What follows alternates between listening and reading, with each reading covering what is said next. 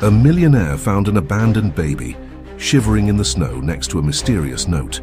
As he read the words, he felt the ground disappear beneath his feet. What he discovers about the baby in the coming days will shock you.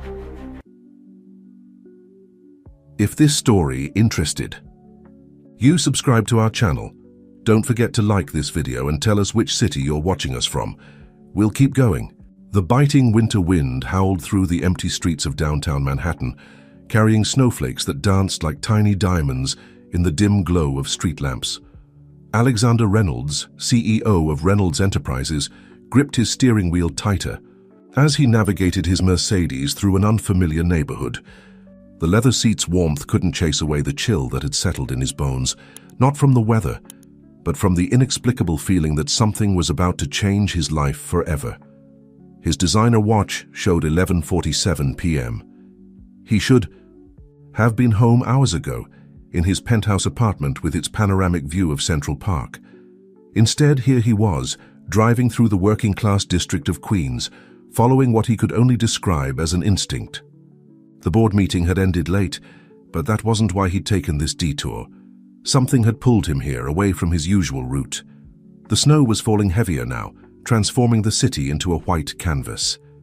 Alexander slowed down as he approached a corner, his headlights cutting through the curtain of snowflakes. That's when he saw it, a small bundle on the sidewalk, barely visible against the growing blanket of snow. His first thought was that someone had carelessly thrown out their garbage, but as he drew closer, something made him stop the car. Through the passenger window, he could make out movement within the bundle. Heart pounding, he pulled over and stepped out into the bitter cold. The bundle stirred again. Alexander's expensive Italian shoes crunched in the fresh snow as he approached. What he found made his blood freeze colder than the winter air. A baby, wrapped in a thin blanket, tiny face red from the cold.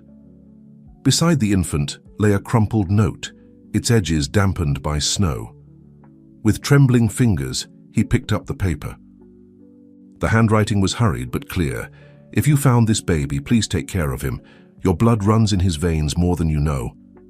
Alexander's world tilted on its axis. The words on the paper seemed to burn into his retinas, triggering a cascade of memories he'd spent years trying to suppress. 18 months ago, the charity gala. Sarah Mitchell, with her emerald eyes and infectious laugh. The whirlwind romance that followed, kept secret from the press and his board of directors. The bitter argument when she discovered the truth about his business practices. Her disappearance. Without hesitation, he wrapped the baby in his cashmere coat and rushed back to the car. The nearest hospital was 10 minutes away. As he drove, his mind raced faster than the vehicle. The timing matched. The location, this was Sarah's old neighborhood. The note's cryptic message took on a horrifying clarity. In the rearview mirror, he could see the bundle stirring. The baby hadn't made a sound, but Alexander could feel the weight of responsibility already settling on his shoulders.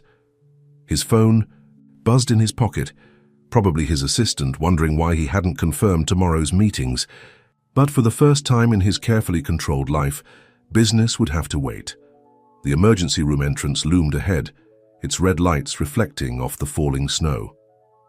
As Alexander parked haphazardly near the entrance, his thoughts turned to Sarah. Where was she? Why had she left their baby here in the cold? The note suggested she knew he would find the child, but how? Medical staff rushed out with a gurney as he explained the situation. The baby was whisked away for examination, leaving Alexander standing in the sterile hospital corridor, still clutching the note. Their security guard approached, asking for details he couldn't provide. How could he explain what he himself didn't understand?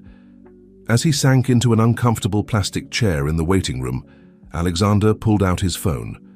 With trembling fingers, he scrolled through his contacts until he found the number he'd sworn never to use again, James Cooper, former detective turned private investigator.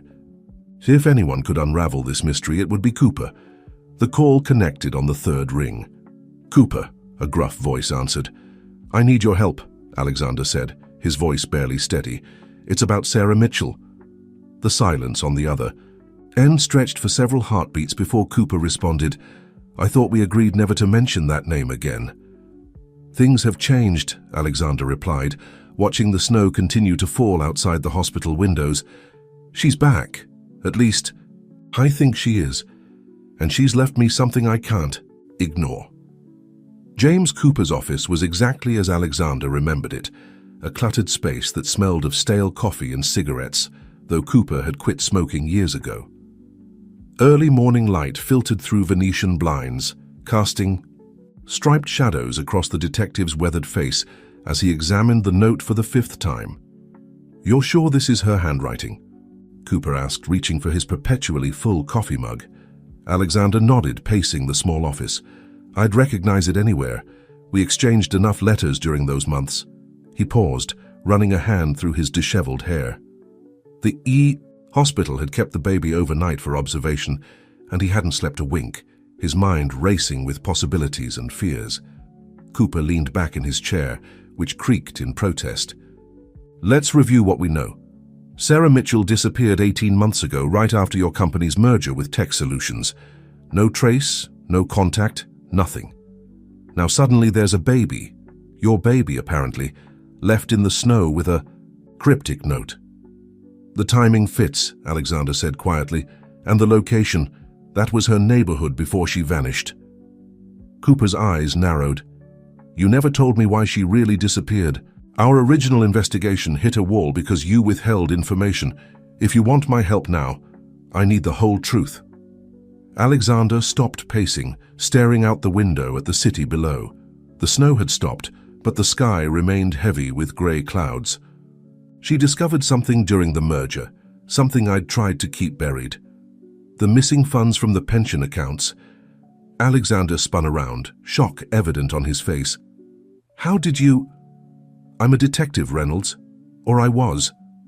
Just because you called off the investigation doesn't mean I stopped looking." Cooper pulled a thick file from his desk drawer. "Sarah Mitchell wasn't just your lover. She was a forensic accountant working for the SEC. She was investigating your company even before you met." The revelation hit Alexander like a physical blow.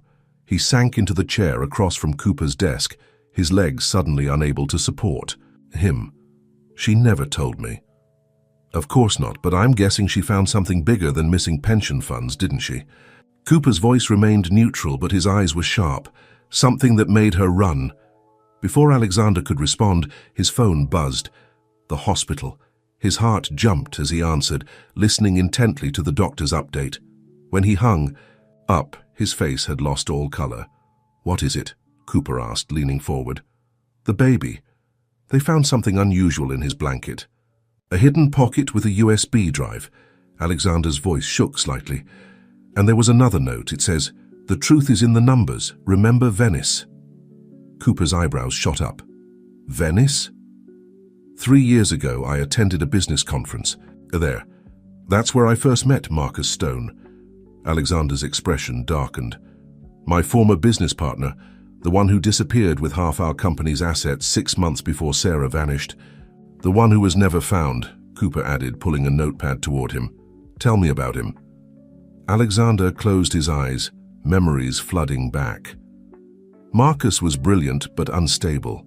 He had theories about corporate conspiracy, international, finance manipulation. I thought he was paranoid. Then he started gathering evidence, making connections. One day he called me, ranting about having proof that would bring down the entire system. The next day he was gone. Cooper scribbled notes, his coffee growing cold. "And you think these events are connected? Marcus, Sarah, the baby?" "They have to be. Sarah was investigating the company. Marcus found something that scared him enough to run, and now," Alexander gestured helplessly, "now we have a baby with your DNA and a USB drive that might contain whatever they both discovered." Cooper stood up, grabbing his worn leather jacket. "First things first, we need to see what's on that drive. But Reynolds," he paused, fixing Alexander with a stern look, "if we do this, we do it my way. No more secrets, no more holding back information. Whatever Sarah and Marcus found, it's big enough that they both had to disappear. We need to be careful." Alexander nodded slowly, the weight of the situation settling over him like a heavy cloak. "Agreed, but Cooper, there's something else you should know." He pulled out his phone, showing the detective a text message he'd received that morning. "The child is just the beginning. Every secret has its price. Are you ready to pay yours?" The cybersecurity lab in Cooper's office building was a stark contrast to his cluttered workspace.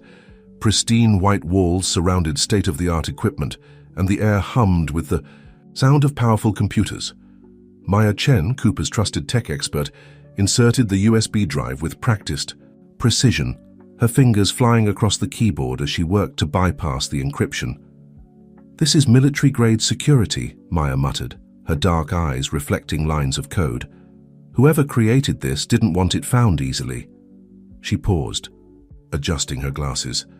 "But they did want it found eventually. There's a backdoor built into the encryption. It's like they left us a key." Alexander leaned forward, his tie loosened and sleeves rolled up after hours of waiting. "Can you access it?" Maya nodded slowly, still typing. The password hint references Venice, something about a meeting by the canal. She glanced at Alexander questioningly, his face lit up with recognition. "The Café Florian. That's where Marcus and I had our last conversation before he disappeared." He quickly typed in the cafe's address, but the system rejected it. "No, wait. Marcus always said the real conversations happen after hours." He modified the entry. Café Florian 23, Sao. The Teamsier screen flickered, then filled with folders. Maya whistled softly. "Financial records, corporate documents, photographs. This is massive." She opened a video file, and Marcus Stone's face filled the screen. He looked haggard, his usually immaculate appearance disheveled, eyes wild with urgency. "If you're watching this, Alexander, it means Sarah found you. Yes, I've been in contact with her. Everything I discovered, everything I tried to warn you about, she found it too. Independently. That's when I knew it wasn't just paranoia." Alexander gripped the back of Maya's chair, knuckles white. The Marcus in the video ran a trembling hand through his grey-streaked hair. The merger wasn't just about business. It was a cover for something bigger. Remember the discrepancies I showed you? The missing funds, they were just the surface. Tech Solutions was a front, Alexander, a front for an international network of... The video crackled with interference before continuing. "They're using our company's legitimate transactions to hide their operations. When I confronted them, they made it clear. Play along or disappear." Cooper cursed under his breath, scribbling notes. The video continued, Marcus's voice growing more urgent. Sarah recognized the patterns in their financial algorithms. She was getting too close, just like I did. That's why she had to run. But she had something I didn't, evidence, real, undeniable proof, the kind that could expose everything. Marcus leaned closer to the camera. "The baby, he's yours, Alexander. Sarah told me before she went into hiding. She wanted to tell you herself, but it wasn't safe. They were watching her too closely." Alexander's legs gave way, and he sank into a nearby chair. The image of Sarah, alone and afraid, carrying their child while running from unseen enemies, was almost unbearable. "The proof is scattered across multiple locations," Marcus continued. "Safety measures. Sarah has half, I have half. The next piece is where it all started, the Venice archives. You'll need both keys to access it. Sarah will know when it's time to contact you. Just be careful, Alexander. These people, they're not just businessmen. They're..." The video cut off. Abruptly. Maya immediately began searching through other files. There's more. Financial records, transaction logs, communication records, and coordinates. Multiple sets. Cooper leaned in, studying the numbers. These are locations, all over Europe and Asia. He pulled out his phone, quickly typing. "The first set, it's an address in Venice, a safety deposit box." "We need to go there," Alexander said, standing up. "If what Marcus said is true, if Sarah has the other half of the evidence..." "Slow down," Cooper warned. "We're not the only ones looking for these answers. Someone's been watching you since the baby appeared. We need to be smart about this." A soft ping from Maya's computer interrupted them. Guys," she pointed to the screen. "Someone's trying to access this drive remotely right now." Cooper's expression hardened. "Can you trace it?" Maya's fingers blurred across the keyboard. "The signal's bouncing all over the place, but..." Wait, her eyes widened. It's coming from inside the city, Upper East Side.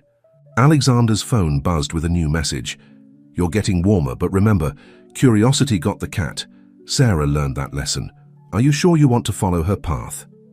Cooper read the message over Alexander's shoulder, his jaw tightening. They're trying to scare us off, which means we're getting close to something they don't want us to find. No, Alexander said, his voice firm. They're trying to distract us. While we're looking at Venice, the real answers might be right here in New York. He turned to Maya. Can you find the exact location of that signal? She nodded, already working. Give me an hour. Whoever this is, they're good, but I'm better. Alexander looked at the frozen image of Marcus on the screen, then at the message on his phone. Somewhere in the city, Sarah was waiting. His son was safe in the hospital, and between them lay a web of secrets that threatened to unravel everything he'd built. We need to move fast, Cooper said, checking his gun discreetly. Once they realize we've accessed the drive, they'll change tactics, and next time they might not just leave warnings. The Upper East Side address led them to an elegant brownstone with pristine white columns and immaculately trimmed topiaries. Maya had traced the signal to this location, but something felt off. The building was too perfect, too quiet in the late afternoon sun. This isn't right, Cooper muttered, observing from their parked car across the street. No security cameras, no signs of activity. For people with this much power, they're being suspiciously low-key. Alexander studied the building, memories stirring. Wait, I know this place. Sarah mentioned it once. She said it belonged to her mentor at the SEC, someone named Elizabeth Crawford. Elizabeth Crawford? Cooper's head snapped around. The same Elizabeth Crawford who was investigating financial fraud cases before suddenly retiring 2 years ago. The timing matches up with the merger, Alexander realized. Could she have... They been involved? Before Cooper could respond, Maya's voice crackled through their earpieces from her mobile command center 2 blocks away. Movement inside. Someone just accessed a computer on the 2nd floor. Cooper checked his watch. Broad daylight. Not ideal, but we might not get another chance. You ready for this, Reynolds?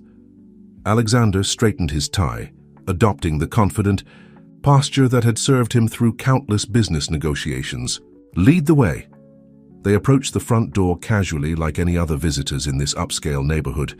Cooper pressed the doorbell, and its chime echoed inside. No response. Back entrance, Alexander suggested, but Cooper was already picking the lock with practiced efficiency. The interior was a study in expensive minimalism, all clean lines and abstract art. Their footsteps were muffled by thick carpeting as they made their way upstairs. The 2nd floor was similarly pristine, except for one detail that made Alexander's skin crawl. A familiar perfume lingered in the air, the same scent Sarah used to wear. The study door was ajar, warm light spilling into the hallway. Cooper drew his gun, motioning for Alexander to stay back, but when they entered the room they found it empty, though not abandoned. A laptop sat open on the desk, its screen displaying a simple message. Welcome home, Alexander. It's a trap, Cooper started to say, but the words were cut off by the sound of the front door opening downstairs. Quick, the balcony, Alexander whispered.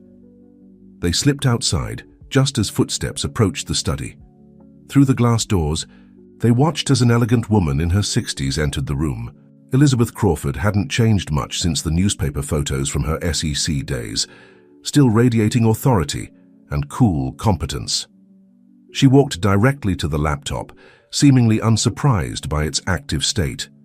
Her fingers moved across the keyboard, and Alexander's phone vibrated in his pocket. Another message. Sarah trusted me.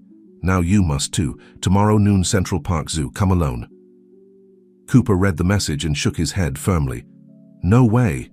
It's too exposed. She knows about Sarah, Alexander countered.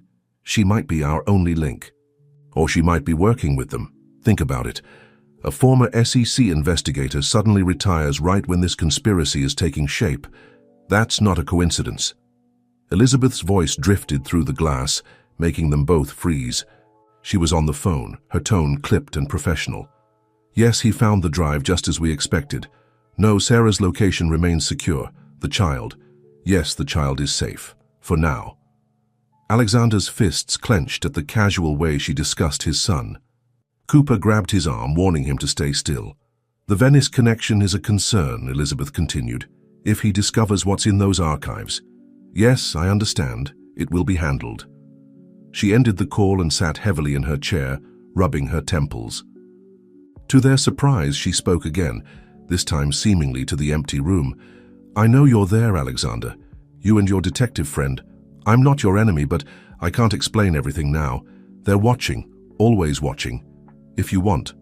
To understand why Sarah ran, why she kept your son hidden, be at the zoo tomorrow. And Alexander? She turned directly toward the balcony. Trust no one, not even me. Cooper pulled Alexander back as Elizabeth stood and walked out of the study. They waited several minutes before slipping back inside and down to the street, questions multiplying with every step. She knew we were there the whole time, Alexander said as they drove away. She wanted us to hear that conversation. The question is why? Cooper's expression was grim. And more importantly, whose side is she really on? Maya's voice came through their earpieces again. Guys, something's happening with the USB drive data. Files are disappearing, being corrupted. Someone's trying to wipe it remotely. Can you stop it? I'm trying, but wait, one of the files is different. It's not being deleted. It's being decoded. I think someone's helping us. Alexander thought of Elizabeth's words.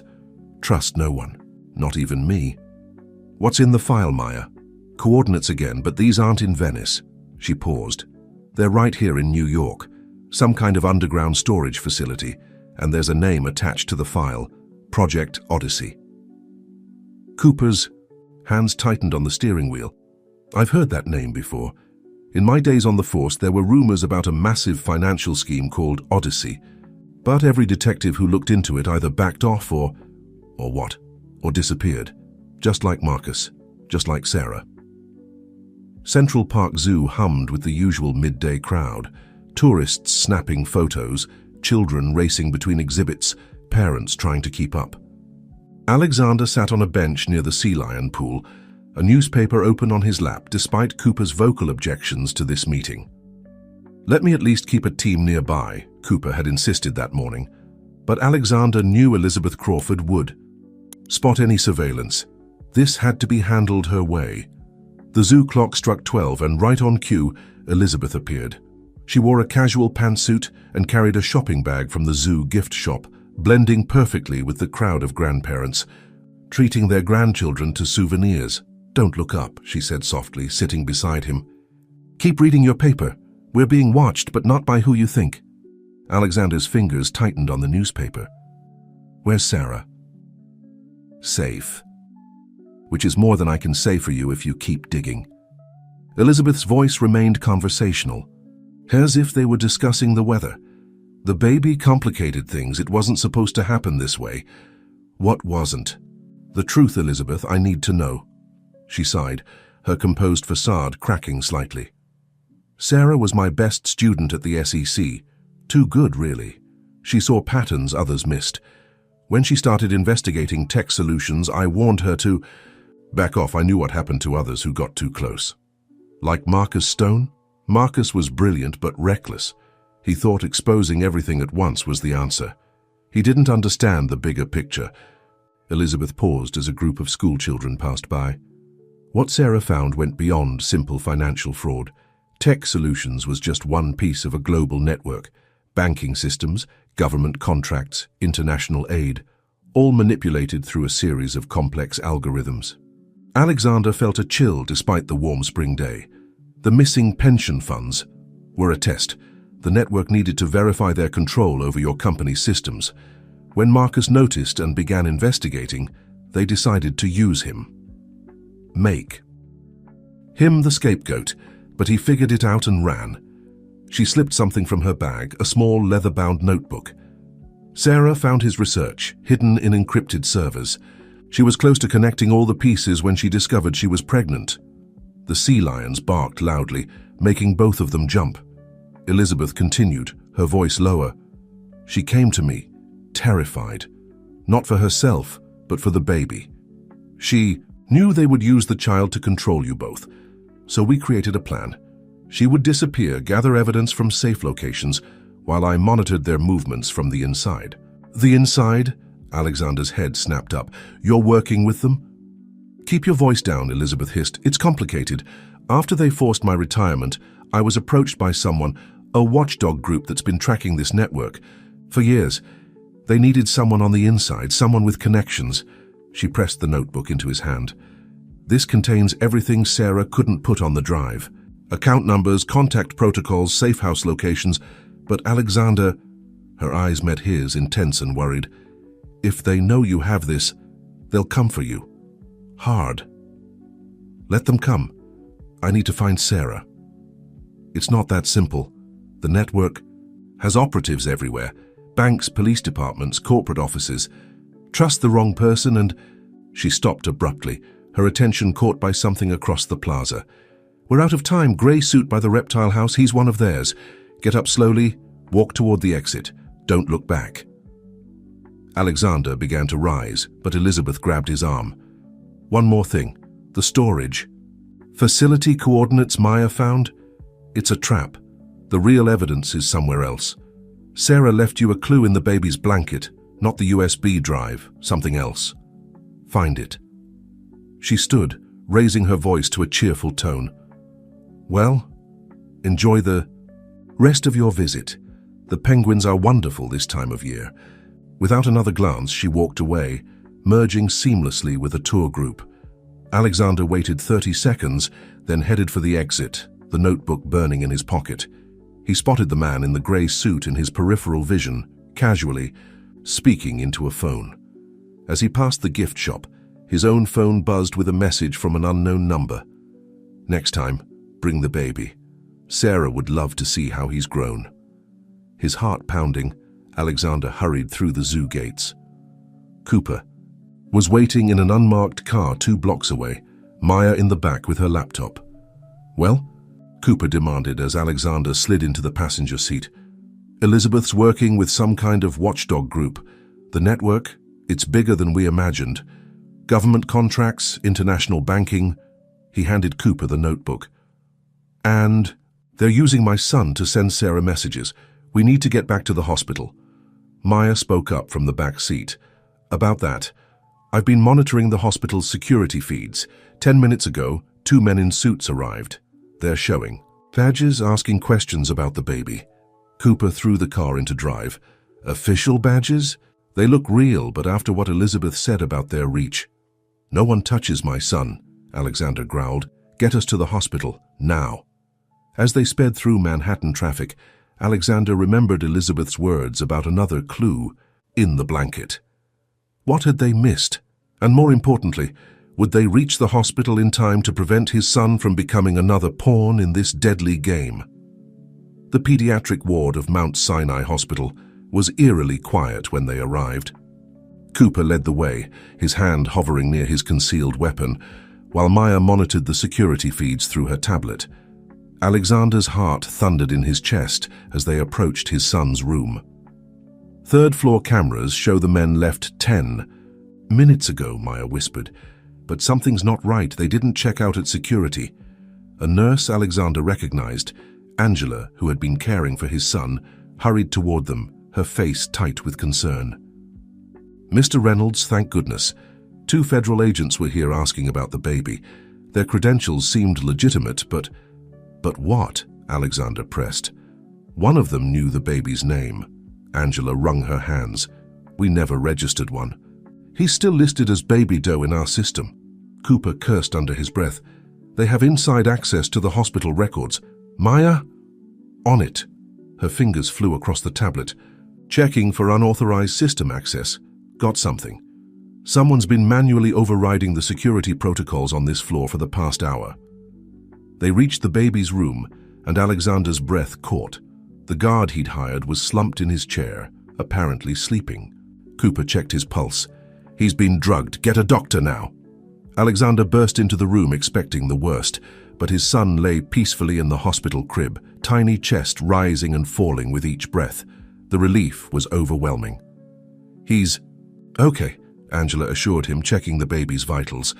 But Mr. Reynolds, they left something. She pointed to a manila envelope on the bedside table. Cooper pulled on latex gloves before carefully opening the envelope. Inside was a single photograph. Sarah, clearly pregnant, sitting in what appeared to be a cafe. The image was recent, dated just 2 weeks ago. On the back was written, "She's closer than you think, but are you ready for what she'll tell you?" Hi. Blanket, Alexander suddenly remembered. Elizabeth said there was another clue in the blanket besides the USB drive. He gently lifted his sleeping son and unwrapped the familiar blue blanket. This time he examined every inch, every seam. There, nearly invisible unless you knew to look for it, a series of numbers and letters had been embroidered along the hem in thread, matching the blanket's color exactly. Maya photographed the sequence and began working. "It's encrypted," she said after a moment. "But the pattern, it's similar to the USB drive's encryption. Give me a minute." While Maya worked, Cooper examined the room's security. "We need to move him. This place isn't safe anymore." "Move him where?" Alexander demanded. "If they have people in hospitals, police departments." "I know a place," Cooper interrupted. "Off the grid, a safe house I set up years ago. No electronic records, no paper trail." Maya's tablet pinged. "Got it. The sequence. Its coordinates. Again, but with a timestamp. 72 hours from when the baby was found and an address." She looked up, eyes wide. "It's the old public library on 5th Avenue. The coordinates point to a specific section in the rare books room." Alexander checked his watch. "That's tomorrow afternoon. Sarah's giving us a deadline." "But why the library?" Cooper mused. "It's too public, too exposed." "No," Alexander said slowly, a memory surfacing. "It's perfect. Sarah and I had our first real conversation there in the rare books room. She was researching financial histories for the SEC investigation, and I was..." He paused. "I was looking into Marcus's claims about tech solutions. We didn't know we were investigating the same thing." A soft knock interrupted them. Dr. Chen, the pediatrician, entered with discharge papers. "Mr. Reynolds, given the circumstances, we agree the baby should be released to your care. He's healthy and strong." She hesitated. "But there is something. The men who were here, they were particularly interested in the baby's blood test results." Alexander felt a chill. "What about them?" "They're unusual. Nothing concerning health-wise," she quickly assured him. "But there are some genetic markers I've never seen before. They asked for copies of the results, but I told them they'd need a court order." Cooper stepped forward. "Did they say which agency they were from?" "FBI, but..." Dr. Chen lowered her voice. "One of them had a tattoo on his wrist. When he reached for the charts, I saw it. A small owl design. The same symbol was on a letter I received last week, warning me about reporting any unusual genetic test results to authorities." Alexander and Cooper exchanged glances. An owl, the same symbol that had been on Marcus's personal stationery. "Doctor," Cooper said carefully, "that letter, do you still have it?" She nodded. "In my office safe. I kept it because it seemed off. We need to see it now." As Dr. Chen hurried away, Alexander cradled his son closer. The baby stirred, tiny fingers gripping his father's thumb. In that moment, Alexander made a decision. "Cooper, get us to your safe house. Maya, download everything you can from the hospital's systems, then wipe all traces of our presence." He looked down at his son's peaceful face. "Tomorrow, we'll get answers from the library. But tonight we make sure my son disappears from every database, every record, every system they might access." "And if Sarah's really waiting at the library?" Cooper asked. "Then we'll finally learn what's worth risking everything to protect. Because this..." Alexander gestured to the mysterious symbols, the warnings, the threats. "This isn't just about financial fraud anymore. They're too interested in my son's genetic tests for this to be about money." The baby yawned, oblivious to the growing conspiracy surrounding his existence. Outside the window, the sun was setting over Manhattan, painting the sky in shades of amber and rose. Somewhere in the city, Sarah was waiting, and tomorrow, in a quiet corner of a historic library, the truth would finally begin to emerge. Cooper's safe house turned out to be a converted boathouse on the outskirts of Staten Island, hidden behind a maze of industrial warehouses. The old wooden structure looked abandoned from the outside, but inside was a different story. State-of-the-art security systems, reinforced walls, and enough supplies to last weeks made it clear this was no ordinary hideout. Solar-powered, Cooper explained as he disabled the elaborate security system. No connection to the grid. Even has its own water filtration system. Been maintaining this place for years, just in case.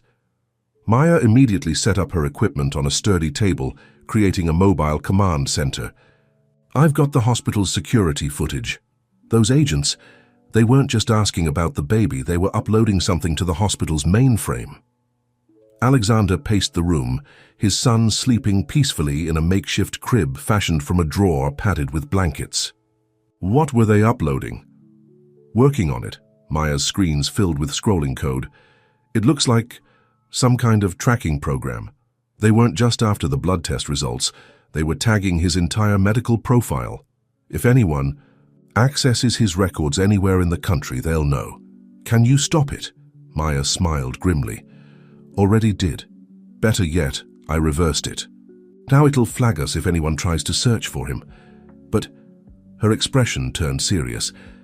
There's something else. Those genetic markers Dr. Chen mentioned. I found her preliminary report before wiping it. The abnormalities, they're not random. Mutations. Cooper leaned over her shoulder, studying the screen. What do you mean? They're engineered, purposeful, like someone deliberately altered specific sequences. Maya looked up at Alexander. Your son's DNA has been modified, but not in any way I've ever seen documented. Alexander sank into a chair, the implications hitting him like a physical blow. Sarah, what were you involved in?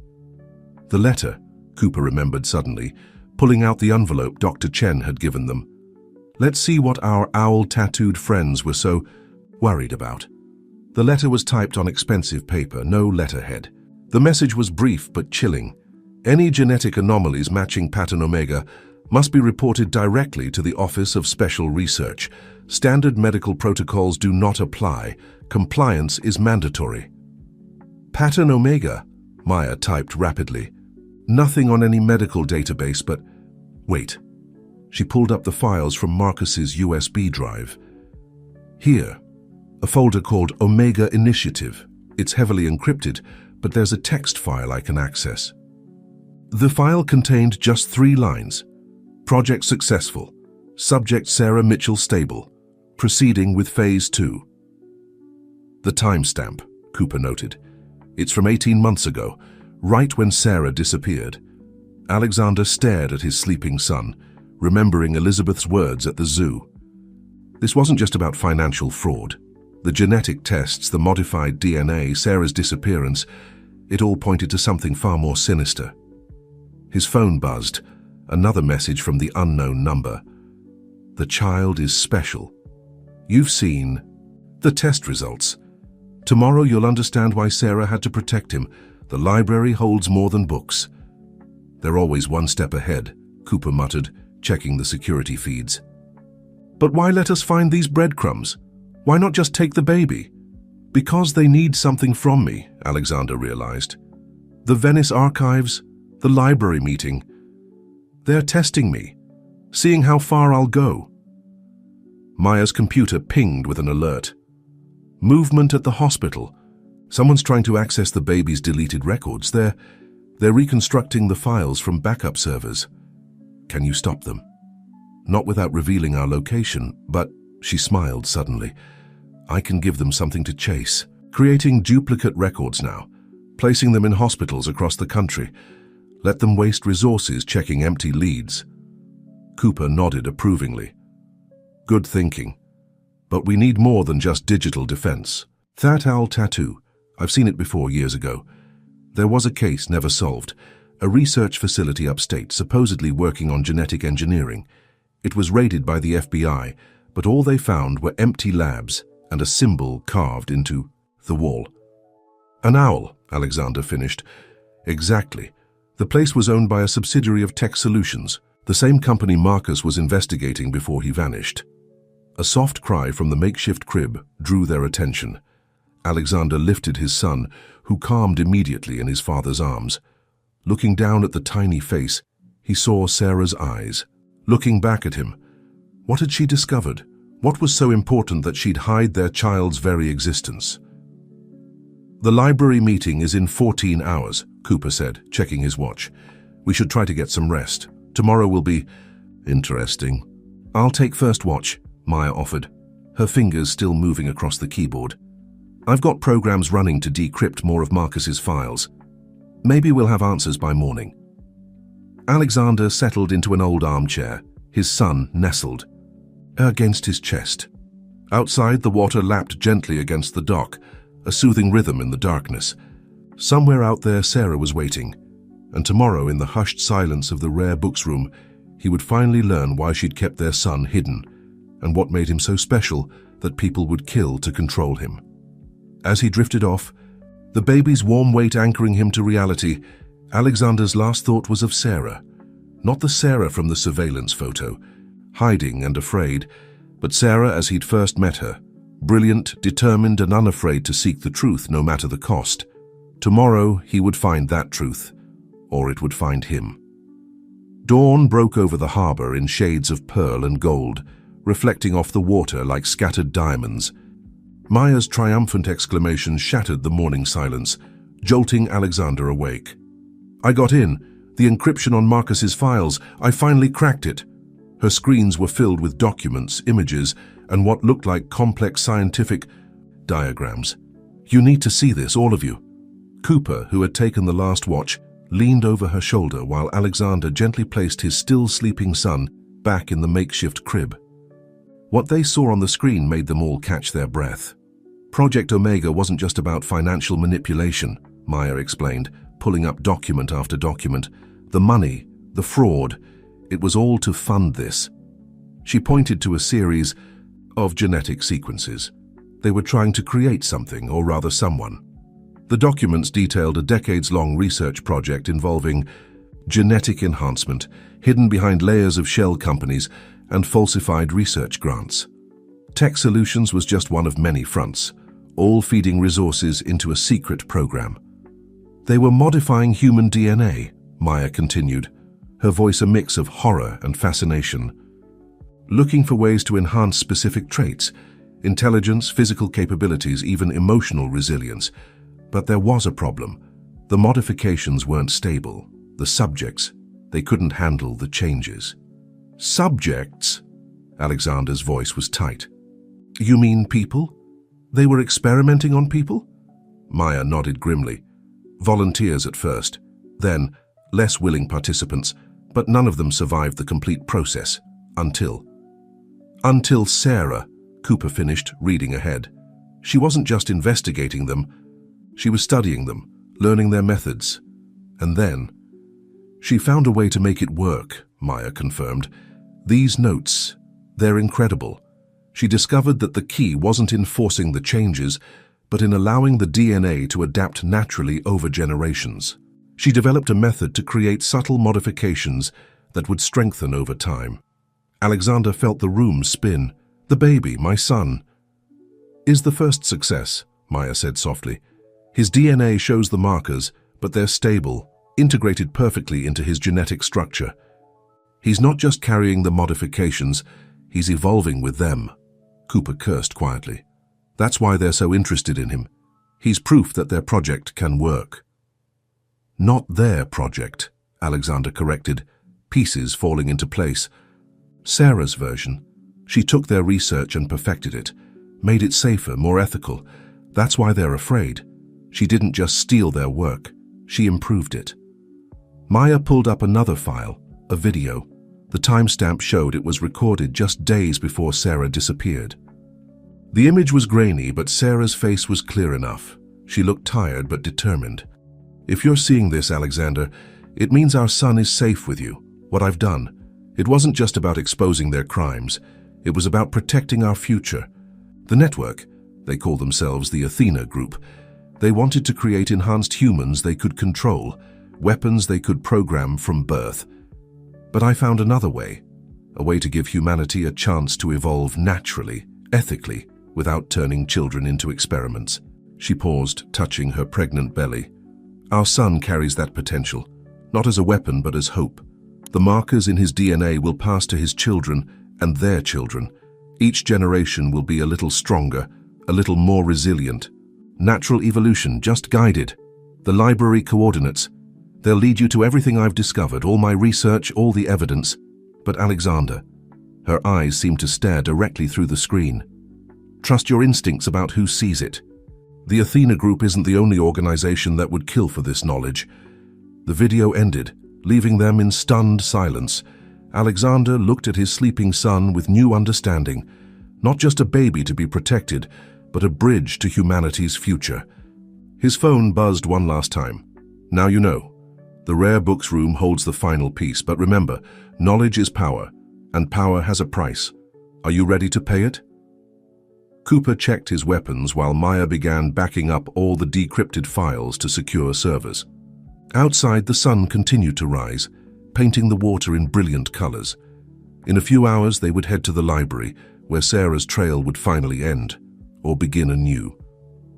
Alexander lifted his son, who blinked up at him with eyes that suddenly seemed older, wiser somehow. "We'll find her," he whispered, "and we'll make sure your gift helps the world, not hurts it, I promise." The baby smiled, and for a moment, Alexander could have sworn he saw a glimmer of something extraordinary in those innocent eyes, the first spark of humanity's next great leap forward. The New York Public Library stood majestic in the midday sun, its stone lions guarding secrets far beyond their usual literary domain. Alexander, dressed in a casual suit to blend with the business lunch crowd, climbed the steps with practiced nonchalance. Cooper had entered through a side door 10 minutes earlier, while Maya monitored security feeds from a cafe across the street. Two men in the main reading room, Maya's voice crackled through his earpiece, looking far too interested in their newspapers. Possible watchers. Noted, Alexander murmured, nodding politely to the security guard as he passed through the entrance. His son was safe at the boathouse with a trusted contact of Cooper's, a former Special Forces medic who owed Cooper his life. The rare books room was located on the 3rd floor, its ornate doors a testament to the treasures within. As Alexander approached, memories of his first meeting with Sarah flooded back. She had been sitting at one of the oak tables, surrounded by financial records and historical documents, her green eyes intense with concentration. "Movement in the north stairwell," Maya reported. "Someone's following you." Alexander maintained his pace, turning casually to check his reflection in a glass display case. A man in a janitor's uniform was indeed ascending the stairs, his movements too precise for casual maintenance staff. "I see him." "Cooper?" "In position," came the detective's low response. "Rare books room is clear except for one librarian. She's legitimate. Been working here 20 years. Alexander entered the room, inhaling the familiar scent of aged paper and leather. Bindings. The coordinates from the blanket pointed to Section 317, Medieval Financial Systems. He found it quickly, remembering how Sarah had once explained that the best place to hide modern secrets was among ancient ones. The librarian glanced up briefly before returning to her cataloguing. Alexander ran his fingers along the spines, counting volumes until he reached the exact spot. There, wedged between two massive tomes on Renaissance banking, was a slim leather journal that didn't belong. "Package located," he whispered, sliding the journal out. "Company coming," Cooper warned. 2 more suits just entered the building. Alexander opened the journal, finding it filled with Sarah's familiar handwriting, but something was wrong.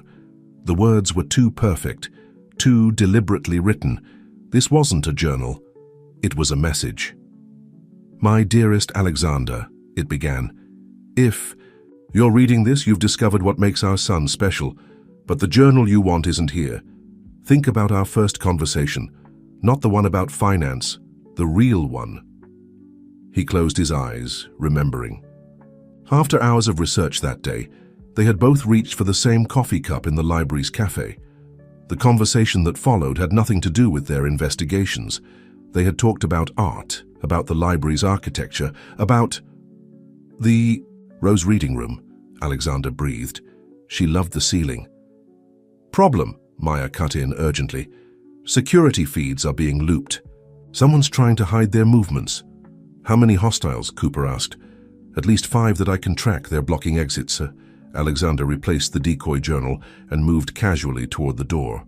The Rose reading room was on the other side of the building. To reach it, he'd have to cross exposed territory. Wait, Maya said suddenly. Something's happening on the street. A woman just entered the coffee shop. Alexander. She matches Sarah's description. His heart jumped. What's she doing? Ordering coffee, very calmly, and she just looked directly at my camera and nodded. Cooper cursed softly. It's a signal. She's telling us there's another player in the game. The fake janitor appeared at the end of the hallway, speaking quietly into his collar.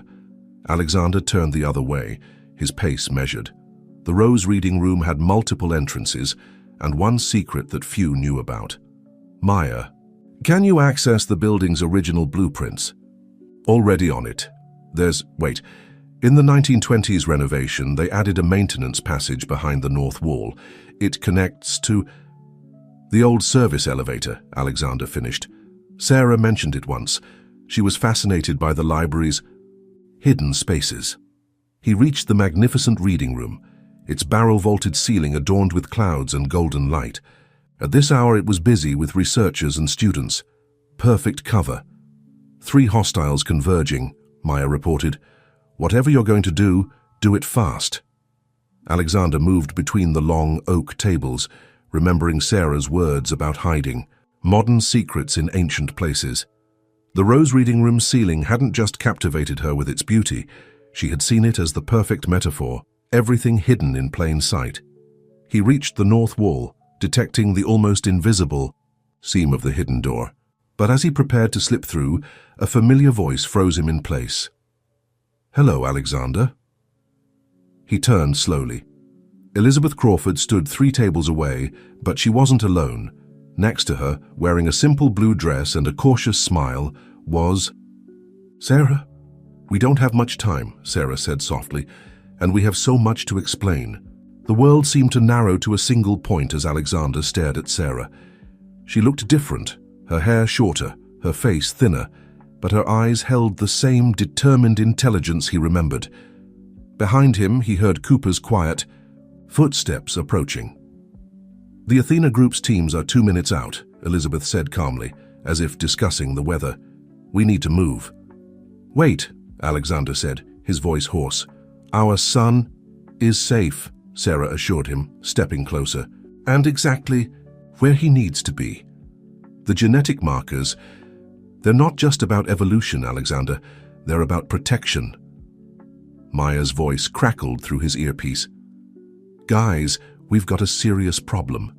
The woman in the coffee shop, she just left, but not before leaving me a note. It says Marcus is alive and he's not on our side anymore. Sarah's expression tightened. We know. That's why we had to act now.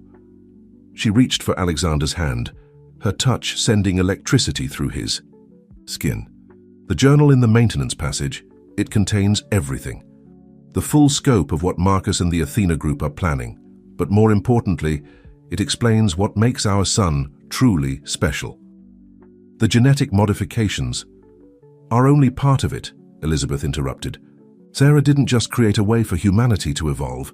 She found a way to protect that evolution from those who would abuse it. The sound of rapid footsteps echoed from the corridor. Cooper moved to cover the nearest entrance while Sarah pulled Alexander toward the hidden door. The markers in our son's DNA, she explained quickly as she pressed a specific point on the wall, revealing the concealed passage. They're like a key. Any attempt to replicate or modify them triggers a failsafe. The genetic sequence literally rewrites itself, becoming useless to anyone trying to exploit it. A genetic firewall, Alexander realized. That's why they haven't just taken him. They need to understand how you did it. And they need both parents, Elizabeth added. The process requires genetic material from both mother and father to activate properly in the next generation. Marcus figured that out. That's why he switched sides. They slipped into the passage, Cooper following and closing the door behind them. The narrow space was lit by ancient emergency lights, casting everything in a sickly yellow glow. Marcus isn't just working with them now, Sarah continued as they hurried along the passage. He's leading them. When he couldn't replicate my research, he decided to take a more direct approach. The owl tattoo. It's not just a symbol, it's a marker for his new version of the project. Maya's voice returned. Satellite feeds showing multiple vehicles converging on the library. These aren't just private security.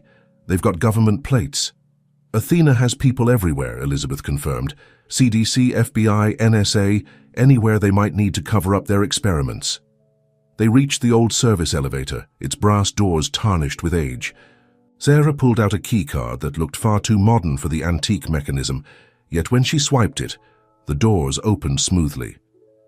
The journal explains everything, she said as they entered, including why Marcus really disappeared and what he's planning.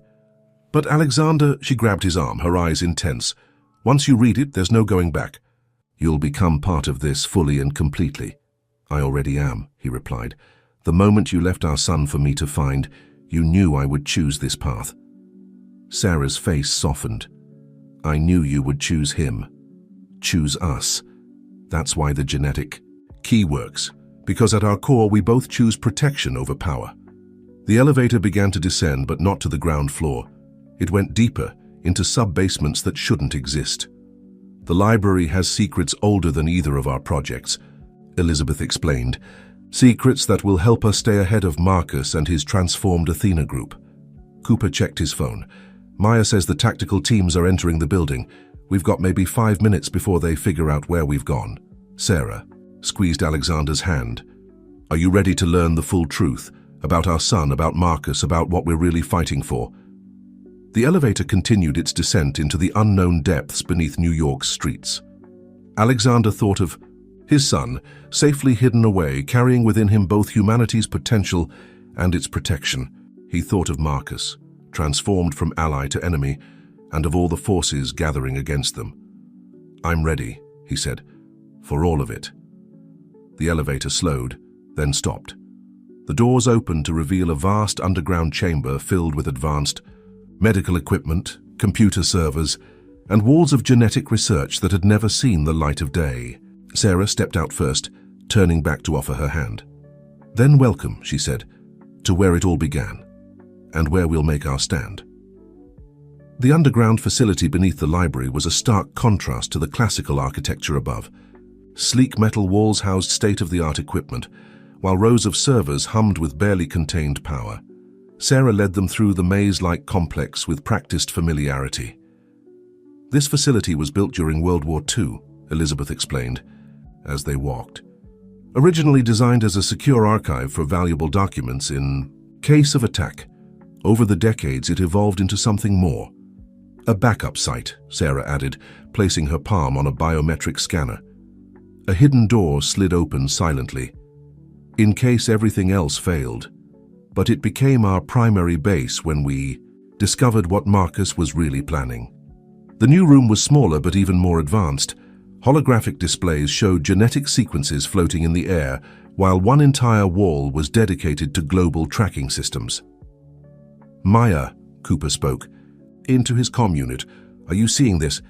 Crystal clear, Maya's voice responded.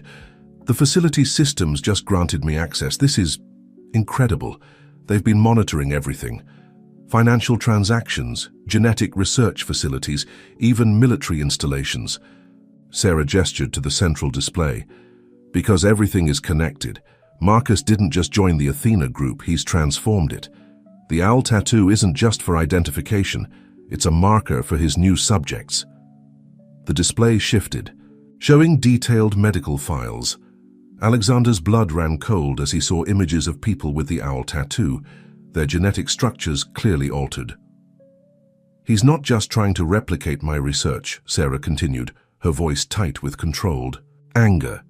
He's forcing evolution through direct genetic manipulation.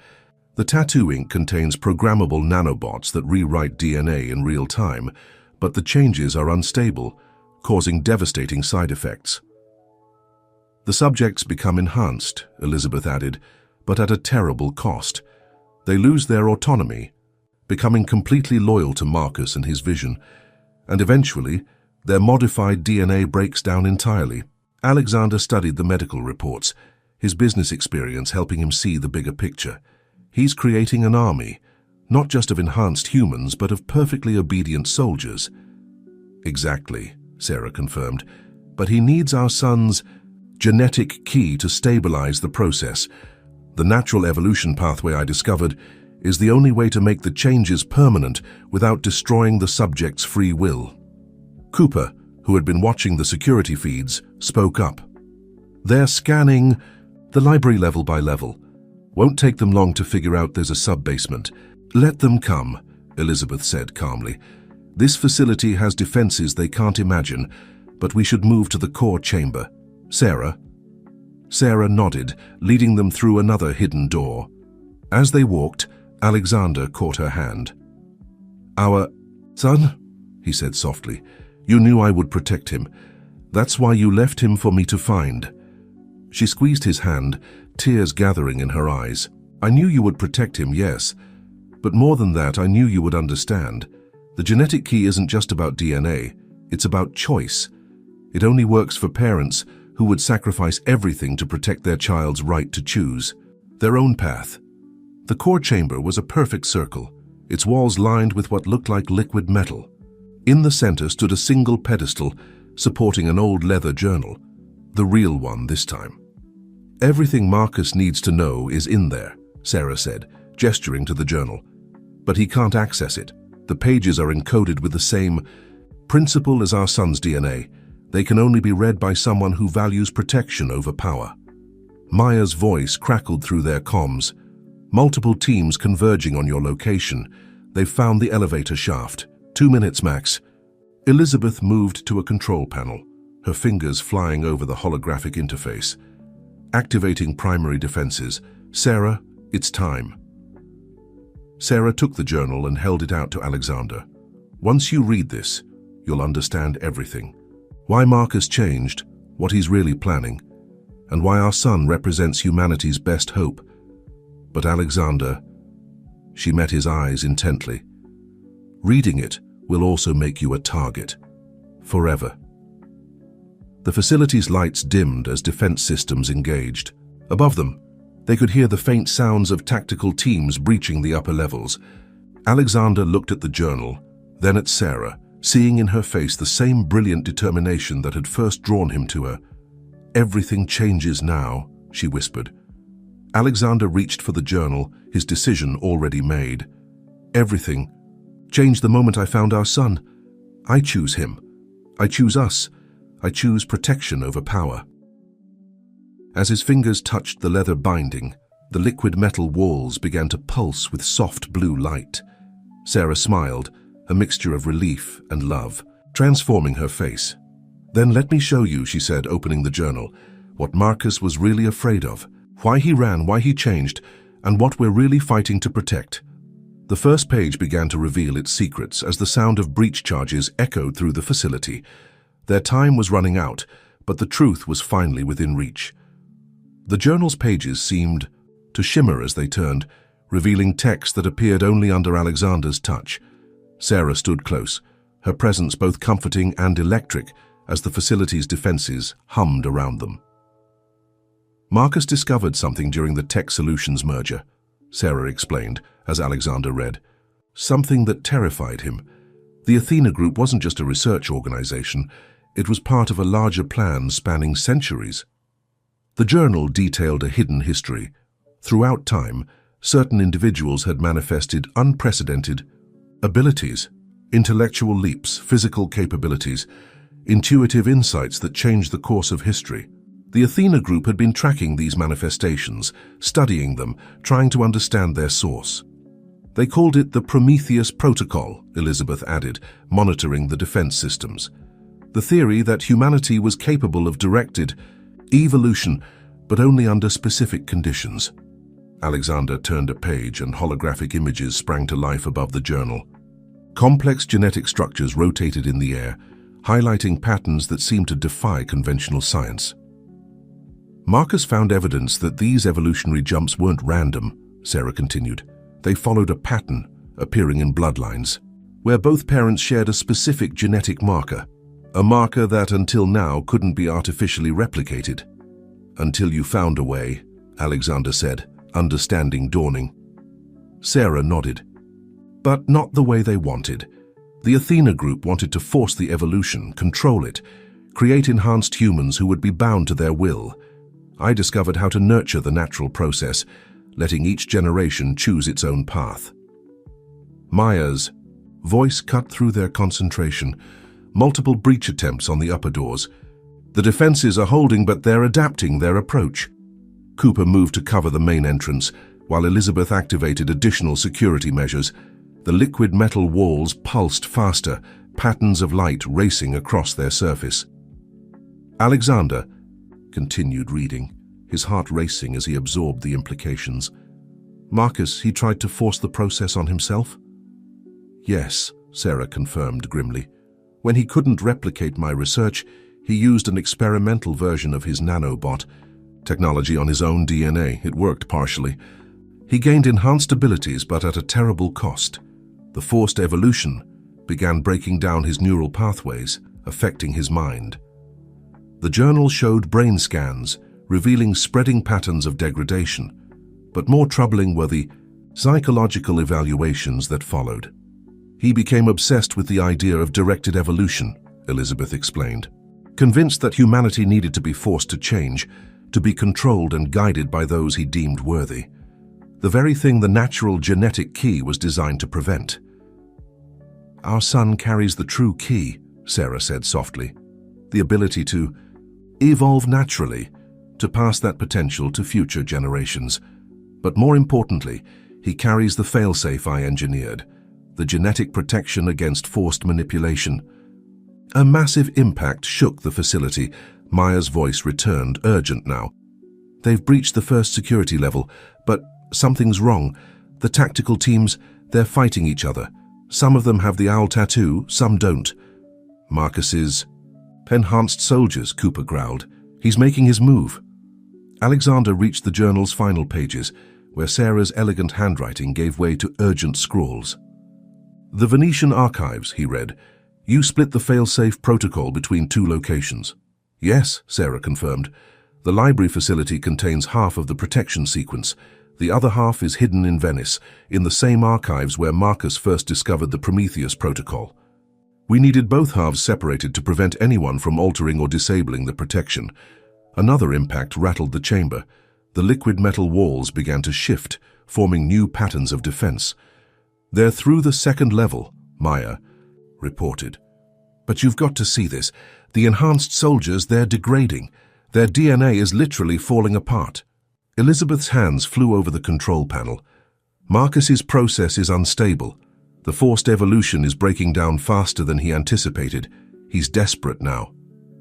Which makes him more dangerous, Cooper added, checking his weapon. Sarah took Alexander's hands, her touch sending warmth through his entire body.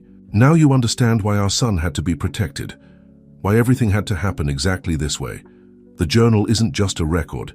It's a key to activating the final phase of the protection protocol.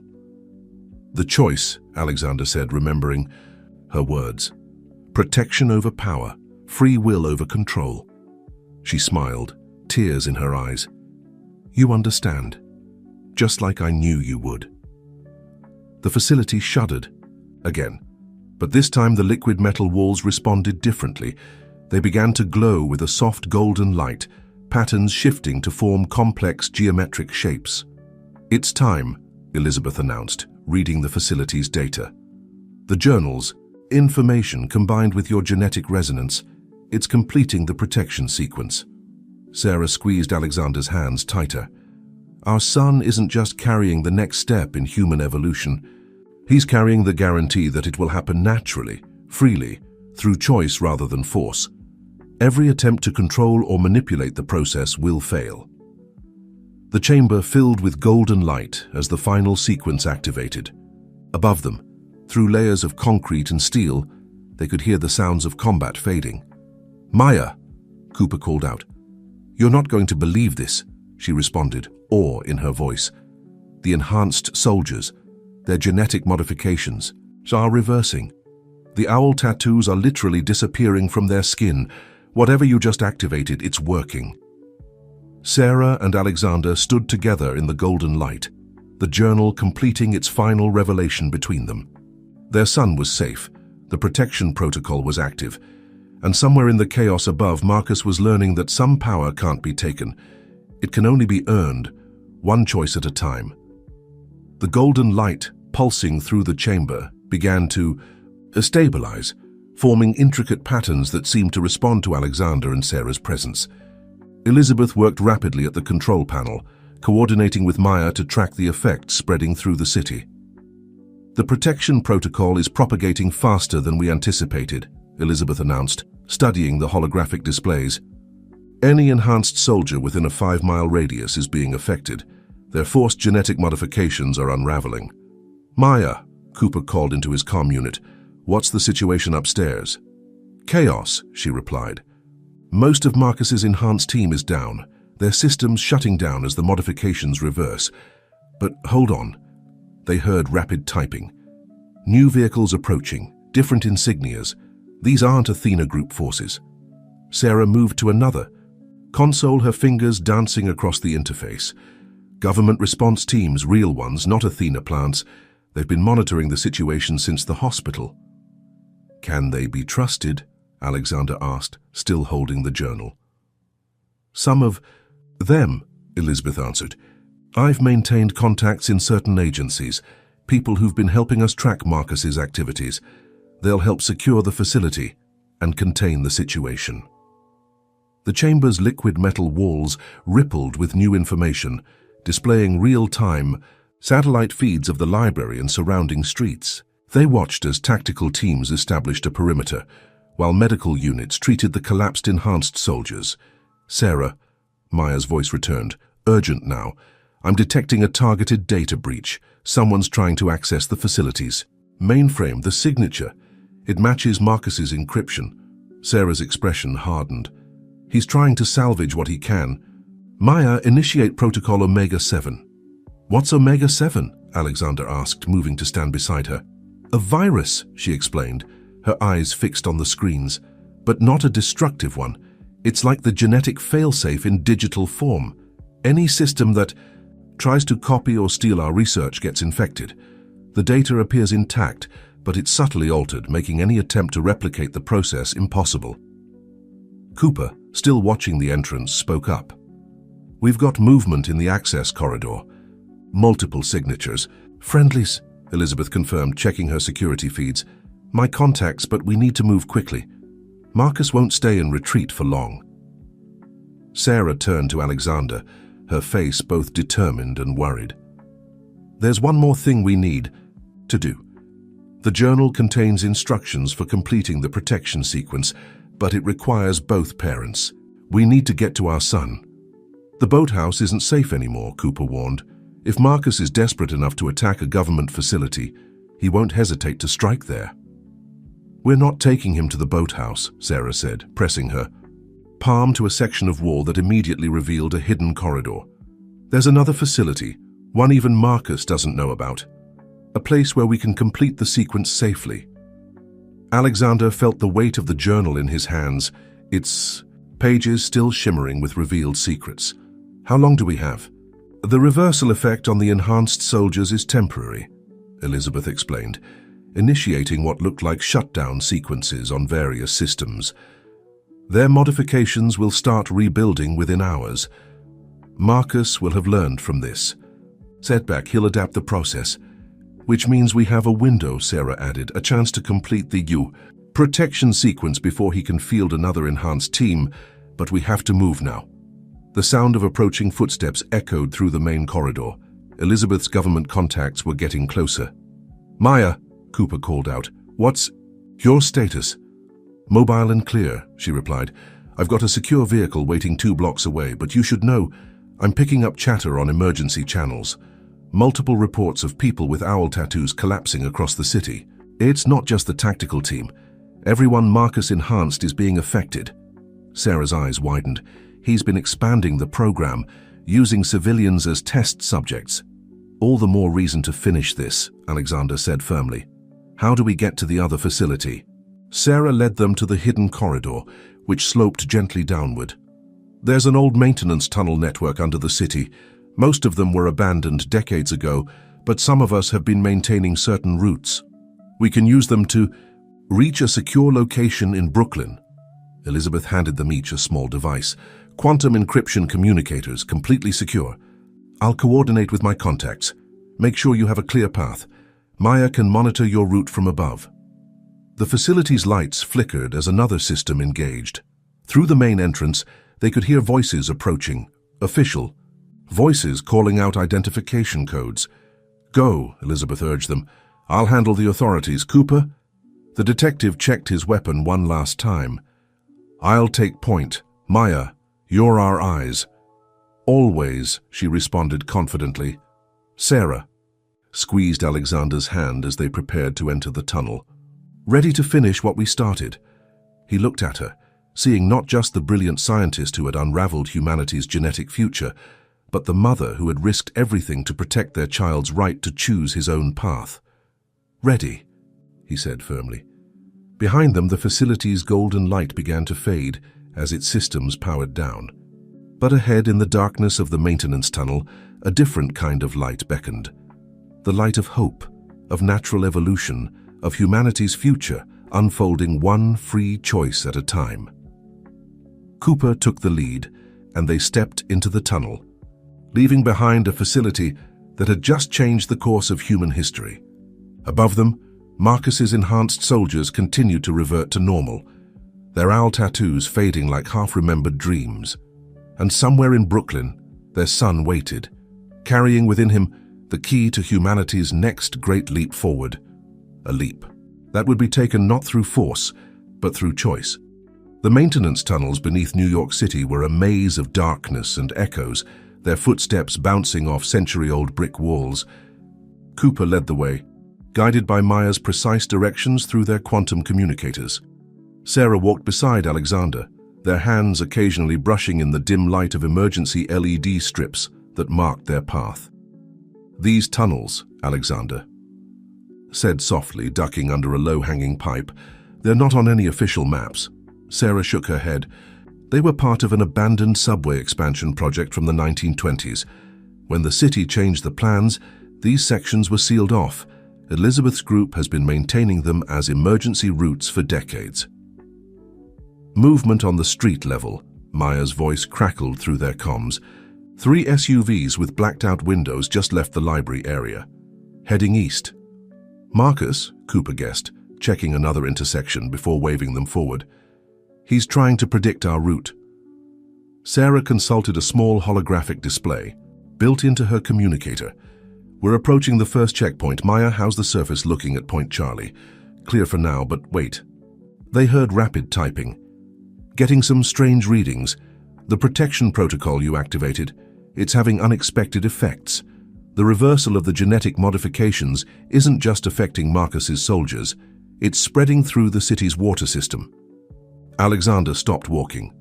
The water system? The nanobots in the owl tattoos, Sarah explained, her expression grim. Marcus must have been using the city's water supply to distribute a baseline version of his enhancement formula, preparing the population for future modifications.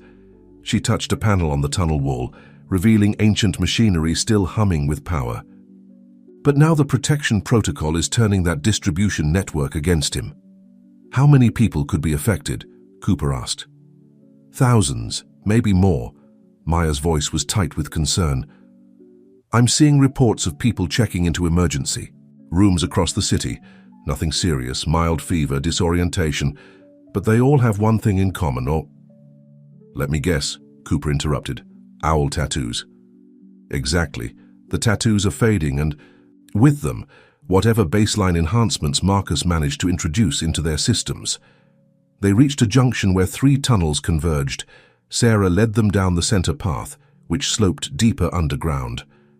The protection protocol isn't just reversing the modifications, she explained as they walked.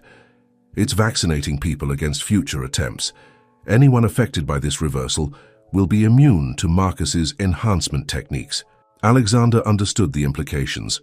You're not just undoing his work, you're making it impossible for him to try again. That's why he's desperate to find our son, Sarah confirmed. The genetic key he carries isn't just about natural evolution. It's the blueprint for this immunity. Every person affected by the reversal today will pass that immunity to their children. Their communicators crackled with static as they descended deeper. Maya's voice came through in broken segments. Another team, north side of... Be careful. Cooper raised his hand, signaling them to stop. In the distance, they could hear the faint echo of other footsteps. "We're not alone down here," he whispered, drawing his weapon. Sarah pressed her palm against another hidden panel, and a section of wall slid aside to reveal a narrow maintenance shaft. "This way. It's a tight fit, but it'll take us under the East River. We'll surface closer to the Brooklyn facility." They squeezed into the shaft, just as voices echoed down the main tunnel, voices accompanied by the sound of scanning equipment. Marcus's people, Alexander whispered as they crawled through the cramped space. "Some of them," Sarah replied softly. "But they're not enhanced anymore. The protection protocol saw to that. They're operating on pure desperation now." The shaft seemed to go on forever, the air growing thicker as they progressed. Alexander's world narrowed to the rhythm of movement, the sound of breathing, and the occasional brush of Sarah's hand against his in the darkness. Finally, the shaft opened into a larger chamber. Ancient machinery filled the space, its purpose long forgotten, but Sarah moved confidently to a modern panel hidden among the ruins. "Maya," she called softly into her communicator. "Do you copy?" The response was clearer now. "Reading you. You're almost there. The Brooklyn facility is showing active but secure. No hostile activity detected in the immediate area." "What about Marcus?" Cooper asked, helping Alexander out of the shaft. "His vehicles are still moving, but they're headed toward the waterfront. I think he's figured out you're going under the river." Sarah's fingers flew over the hidden panel's interface. "It doesn't matter. By the time he reaches us, it'll be too late. Once we complete the protection sequence with our son, the immunity effect will be permanent. No one will ever be able, say, to use forced genetic modification again."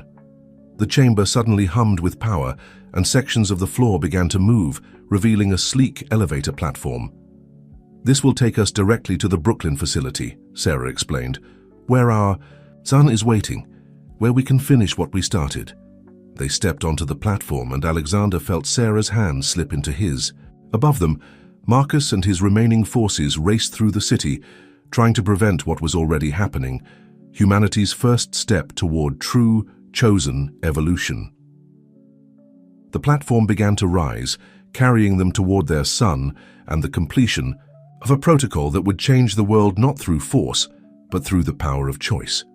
In his pocket, the journal pulsed warmly, its pages still shimmering with the truth that had started everything.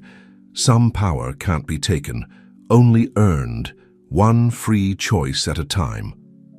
The Brooklyn facility was nothing like its Manhattan counterpart. Instead of stark metal and advanced technology, they emerged into what looked like an abandoned cathedral. Stained glass windows filtered the afternoon light into rainbow patterns across stone floors, while Gothic arches soared overhead. "An old church?" Alexander asked, taking in the transformed space. "Perfect cover," Sarah explained, leading them. Past rows of pews that concealed sophisticated monitoring equipment. Who would look for cutting-edge genetic research in a defunct house of worship? The stone walls naturally shield certain frequencies, and the basement levels were ideal for converting into labs. Maya's voice came through their communicators. Clearer now. Marcus's teams have split up, 3 groups converging on different points in Brooklyn. They're searching grid by grid. "Let them search," Sarah said, approaching the altar. She pressed a specific point on an ornate wooden panel, and the entire structure slid silently aside, revealing a staircase. "They won't find this place until we want them to." Cooper took up a position near the entrance while Alexander and Sarah descended. The stairs led to a chamber that perfectly balanced the old and new. Ancient stone walls housed state-of-the-art medical equipment, while centuries-old religious symbols shared space with holographic displays. And there in the center of it all was their son, sleeping peacefully in a specialized monitoring pod under the watchful eye of Dr. Chen, the same pediatrician from the hospital. "He's been perfect," Dr. Chen reported, smiling as Sarah rushed to the pod. "All readings are stable, and the genetic markers are actually strengthening on their own."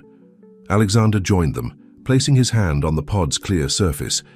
"You knew," he said to Dr. Chen, "at the hospital. You were part of this all along." She nodded. "I've been working with Sarah for years, monitoring genetic patterns in the general population. When she discovered she was pregnant, I helped her track the baby's development. The markers we saw, they were beyond anything we'd documented before." Sarah opened the pod, gently lifting their son. The baby stirred but didn't wake, instinctively curling into his mother's embrace. "The protection sequence is already active in him," she explained softly. "What we need to do now is amplify it, make it strong enough to spread through the entire population."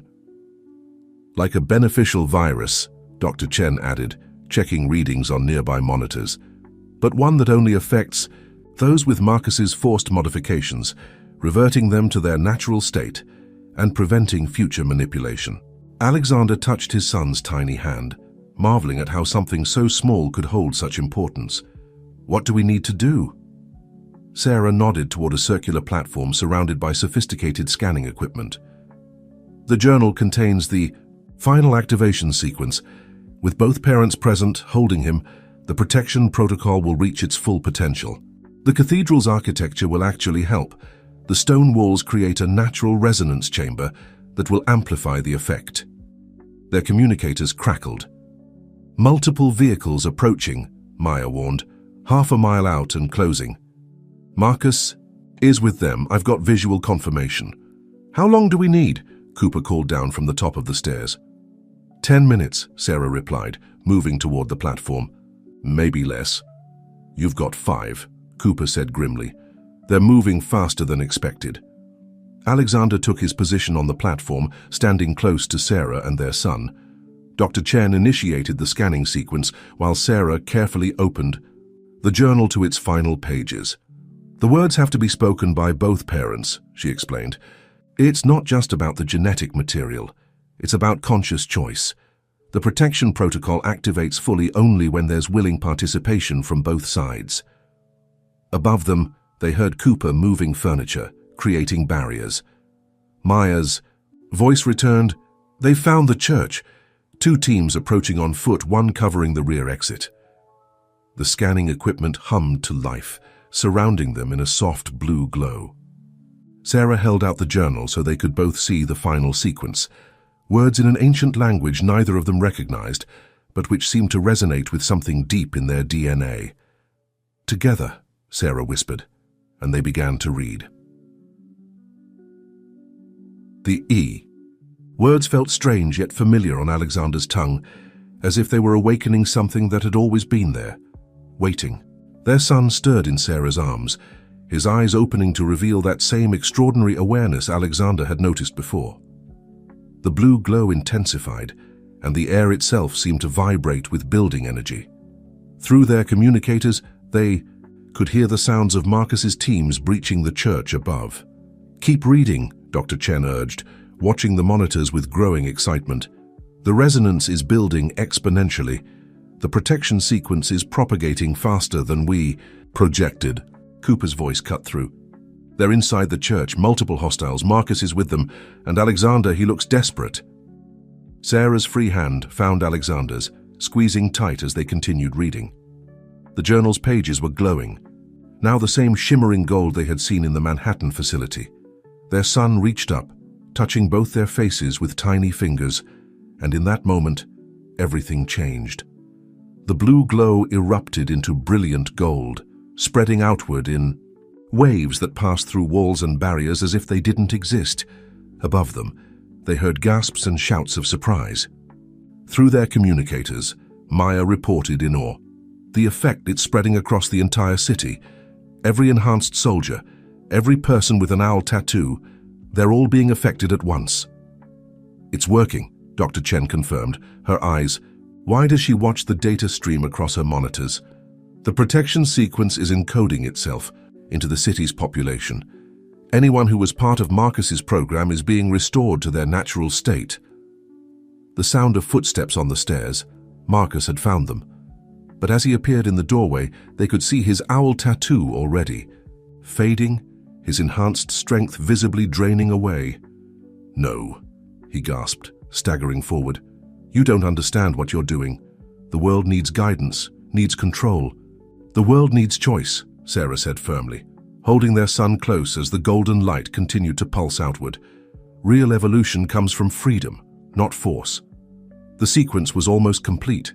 Through their joined hands, Alexander could feel the power of what they had created.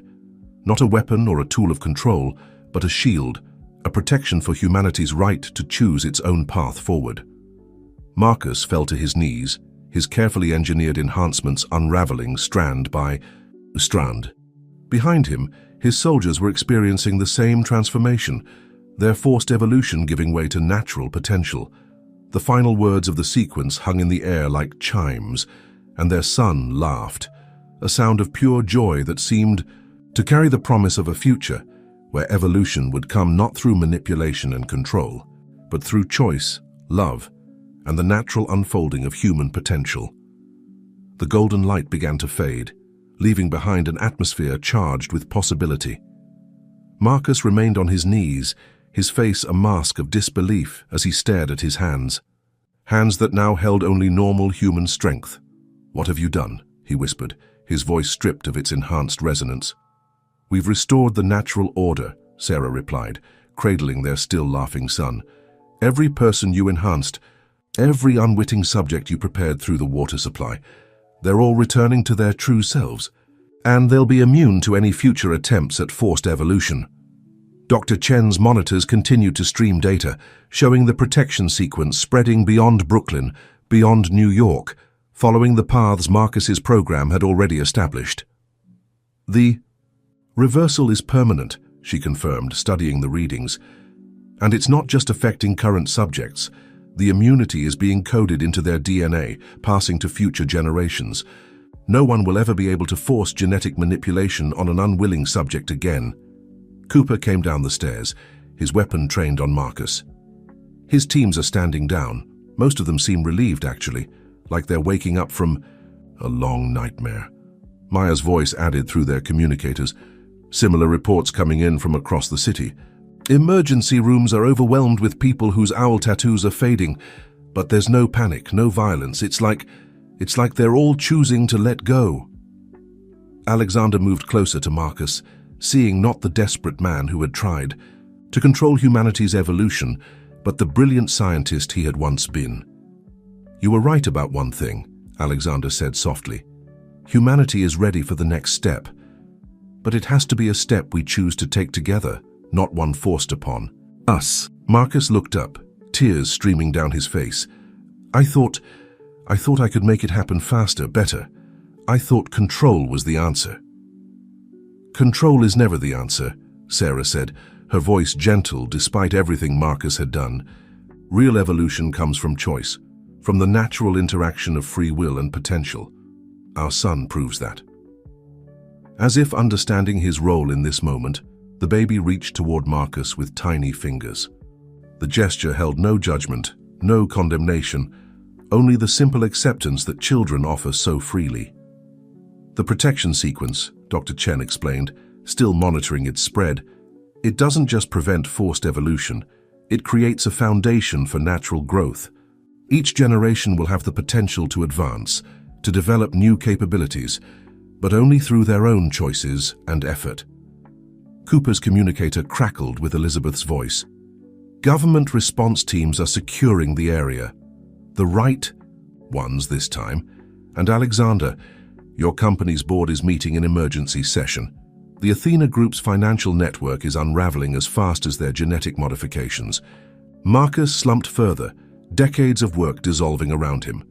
"Everything I built can be rebuilt," Alexander finished, "but this time, in service of natural evolution, not controlled manipulation. Your brilliance doesn't have to be lost, Marcus, just redirected. Sarah stepped forward, their son still reaching toward his former adversary. The choice is yours now, just like it should have been all along. Help us understand the natural patterns of evolution. Help us support humanity's growth without trying to control it. Through their communicators, they could hear the sounds of the city returning to normal. Maya's updates painted a picture of a population awakening to new possibilities, not through forced enhancement, but through the recognition of their own natural potential. Dr. Chen's monitors showed the protection sequence achieving full integration, its coding becoming part of humanity's collective genetic heritage. Future generations would carry not just the immunity to forced evolution, but the potential for natural advancement. The threshold has been reached, she announced. The sequence is self-sustaining now. Even if someone managed to create new enhancement techniques, they wouldn't work, Sarah finished. Not unless every subject actively chose to participate. Free will is now coded into the very process of human evolution. Alexander looked at his son, seeing in those remarkable eyes the future they had helped secure, a future where advancement would come through choice, understanding, and the natural unfolding of human potential.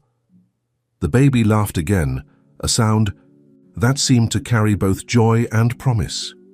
In that moment, as golden light lingered in the air and the city pulsed with renewed natural energy, they all understood.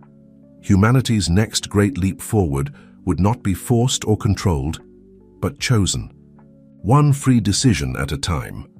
The following days unfolded in a whirlwind of activity.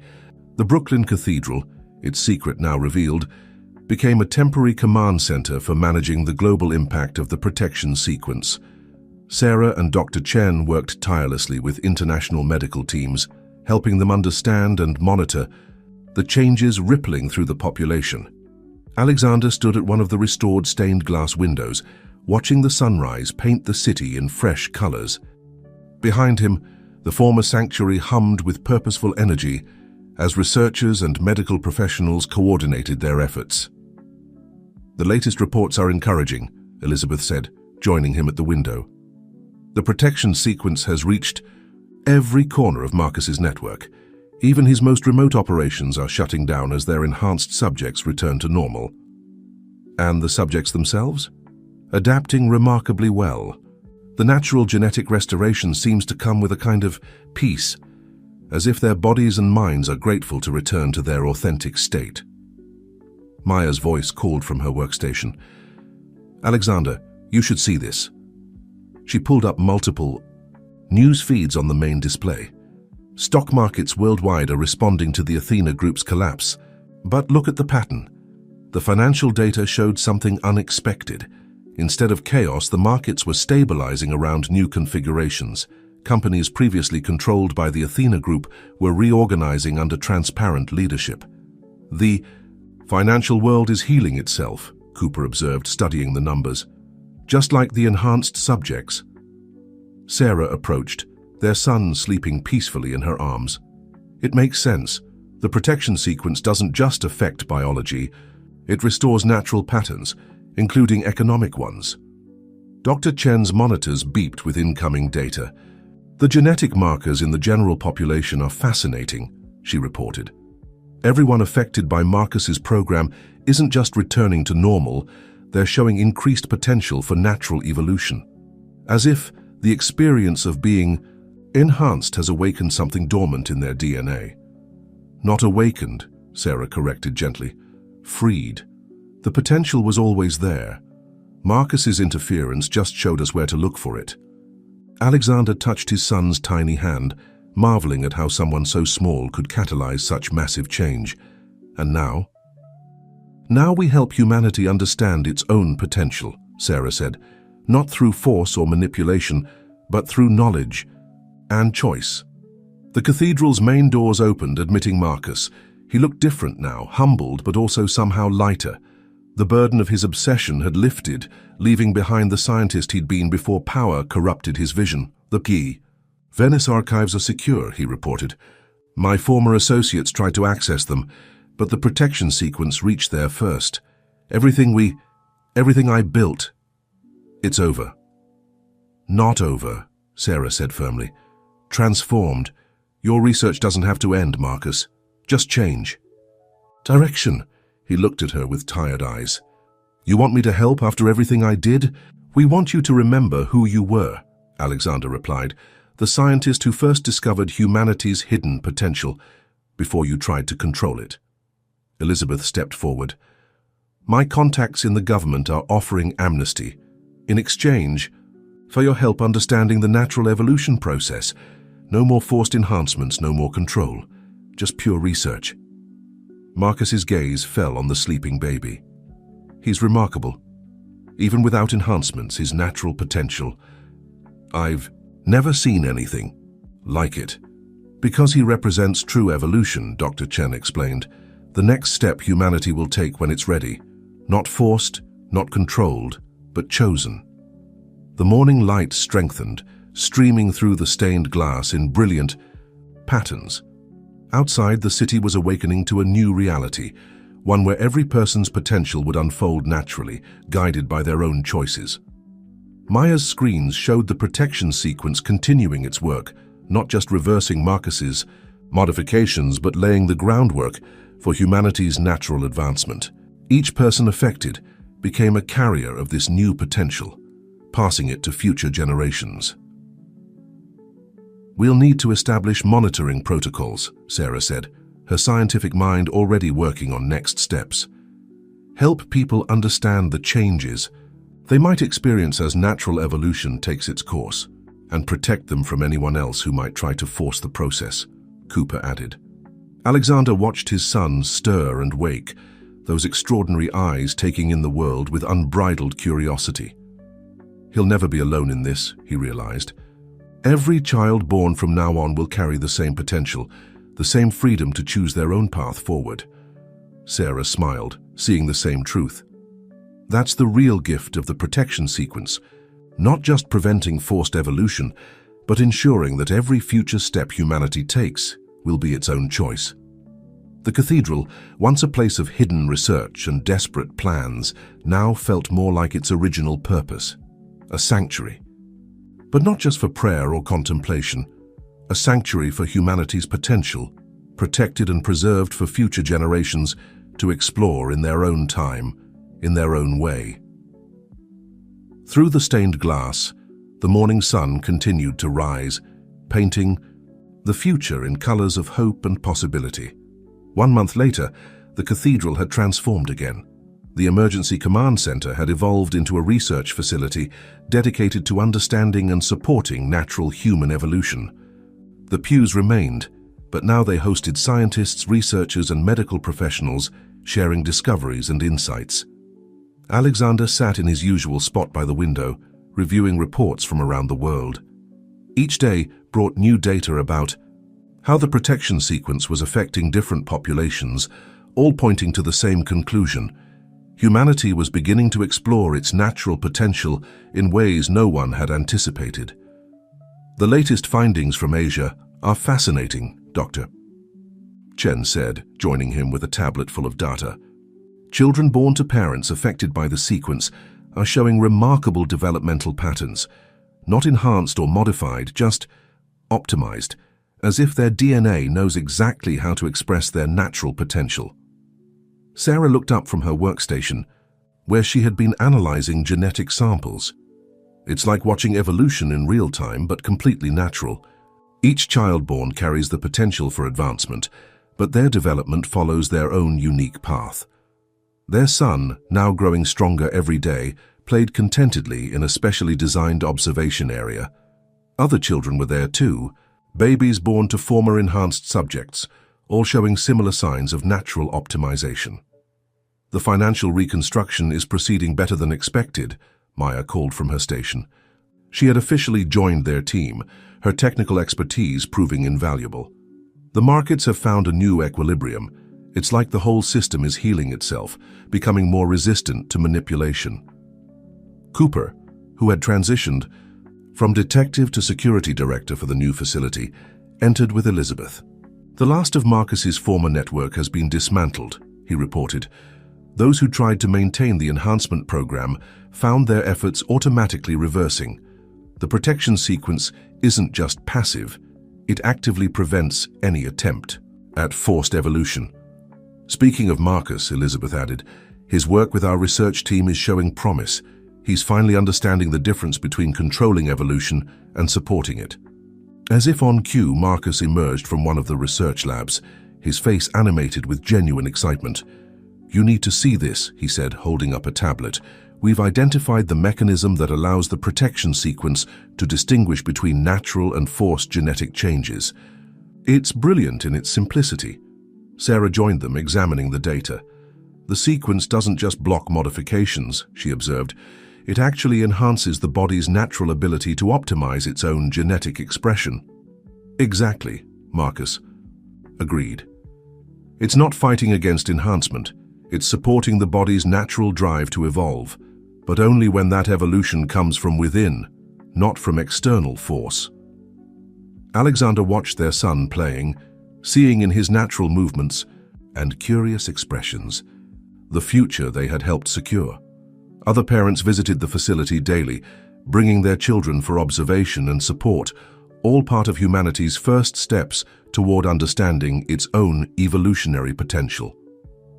"We've received requests from medical centers worldwide," Dr. Chen reported, scrolling through her messages.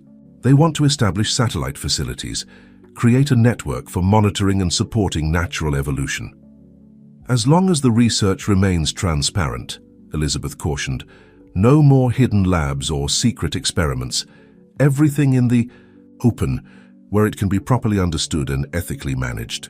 Sarah picked up their son, who reached immediately for the tablet displaying the genetic data, as if already drawn to understanding his own nature. "That's the key difference now," she said softly. "No more secrets, no more control. Just humanity, learning to understand and embrace its own potential." "And what potential it is," Marcus added, his former obsession with control replaced by genuine wonder. "The markers we're seeing in the new generation, they suggest capabilities we never imagined, not superhuman abilities, but natural optimizations that could help address everything from disease resistance to environmental adaptation." Maya's screens displayed a global map showing the spread of the protection sequence's effects. "It's like watching humanity upgrade itself," she observed, but naturally at its own pace. Alexander joined his family, watching their son point excitedly at the genetic displays. "He understands more than we think," he said. "They all do. This generation won't just inherit our potential for evolution, they'll inherit our commitment to keeping it natural and free." Through the stained glass windows, the afternoon sun cast ever-changing patterns across the cathedral floor. The light caught the children's play area, where the next generation of humanity was already beginning to explore its unprecedented potential. Sarah smiled, seeing in their son's eyes the same wonder that had driven her own research. "This is just the beginning," she said. "Every child born now carries not just the potential for natural evolution, but the inherited wisdom to let that evolution unfold in its own time, in its own way." The cathedral, once a place of secrets and forced change, had become something else entirely, a beacon of hope, a center of learning, and a guardian of humanity's right to choose its own path forward. In the laughter of children and the dedication of researchers, in the collaboration of former enemies and the wonder of new discoveries, the future was already unfolding, one natural step at a time. 6 months after the activation of the protection sequence, the Cathedral Research Center had become a global hub for studying natural human evolution. The Gothic architecture now housed cutting-edge laboratories, while the ancient stone walls contained the most advanced monitoring equipment available. Sarah stood in what had once been the choir loft, now converted into an observation deck overlooking the main research floor. Below, their son played with other children in a specially designed interactive learning space, each of them showing remarkable but naturally developing abilities. "The latest data is extraordinary," Dr. Chen said, joining her with a new batch of reports. "The children aren't just developing faster or stronger, they're developing more efficiently. It's as if their DNA has learned to express itself in the most optimal way possible. Alexander entered through the renovated side entrance, returning from a meeting with international research partners. The European facilities are reporting similar findings, he announced. Natural evolution is accelerating, but not in the way Marcus tried to force it. It's more elegant. That's because it's following the path it was always meant to take. Sarah replied, watching their son solve a complex puzzle designed for much older children. We didn't create this potential. We just removed the barriers preventing it from emerging naturally. Maya's voice came through the facility's communication system, her tone excited. You should see the global data patterns. The protection sequence isn't just preventing forced modifications anymore. It's actually helping people tap into their natural genetic potential. Down in the main research area, Marcus worked alongside a team of international scientists. His obsession, with control replaced by genuine curiosity about nature's own path. The optimization patterns are fascinating, he called up to them. Each child develops differently, but all of them are achieving their full natural potential without any external intervention. Elizabeth emerged from her office where she had been coordinating with government agencies worldwide. The official recognition is finally coming through, she announced. The UN is establishing a special commission to monitor and support natural evolution, complete transparency, ethical oversight, and most importantly, protection of individual choice. Cooper, who had been managing security for the growing network of research centers, joined them on the observation deck. The last remnants of the old Athena group have given up, he reported. They've seen the results. Natural evolution is outperforming anything they tried to force. Their son looked up at that moment, waving excitedly. He had just completed another puzzle, this one involving pattern recognition that would challenge most adults. But there was nothing forced or artificial about his achievement, just the natural expression of human potential, finally free to develop on its own. We're seeing similar accelerated development in adults who are affected by the protection sequence, Dr. Chen noted, reviewing her data. Not enhanced abilities, but optimized natural ones, better immune responses, more efficient cellular repair, improved cognitive processing, all emerging naturally as their bodies adjust to their restored genetic state. Sarah smiled, remembering the desperate race that had led them here. The sequence didn't just protect humanity from forced evolution, it showed us what we could achieve on our own. And what we can achieve together, Alexander added, watching. Their son now helping another child with a challenging task. The cooperation we're seeing, the way these children naturally support each other's development. It's like they instinctively understand that evolution works better as a collective journey. Maya's screens displayed a global map showing the spread of natural optimization patterns. It's not just isolated cases anymore. We're seeing the beginning of a genuine evolutionary leap, but one that's happening naturally, with each person and community moving at their own pace. Through the stained glass windows, the afternoon sun cast ever-changing patterns across the research floor. The light seemed to dance around the children as they played and learned, each of them unconsciously demonstrating what humanity could become when allowed to develop freely. The Venice archives have been completely integrated into our research network, Elizabeth reported. Everything Marcus discovered about the Prometheus protocol, combined with Sarah's work on natural evolution, it's creating a new understanding of human potential. An understanding that can never be weaponized or controlled, Cooper added, thanks to the protection sequence. Their son had moved to a new activity, one that involved complex three-dimensional problem solving. But what struck Sarah wasn't just his ability to work through the challenges, it was the joy with which he approached each new discovery. That's the real difference, she said softly. When evolution is natural, it doesn't just make us stronger or smarter. It makes us more fully ourselves, more human. Alexander wrapped an arm around her shoulders as they watched their son, now leading a small group of children in a collaborative exercise. Below them, researchers from around the world continued their work, studying and supporting humanity's natural emergence into its next stage of development.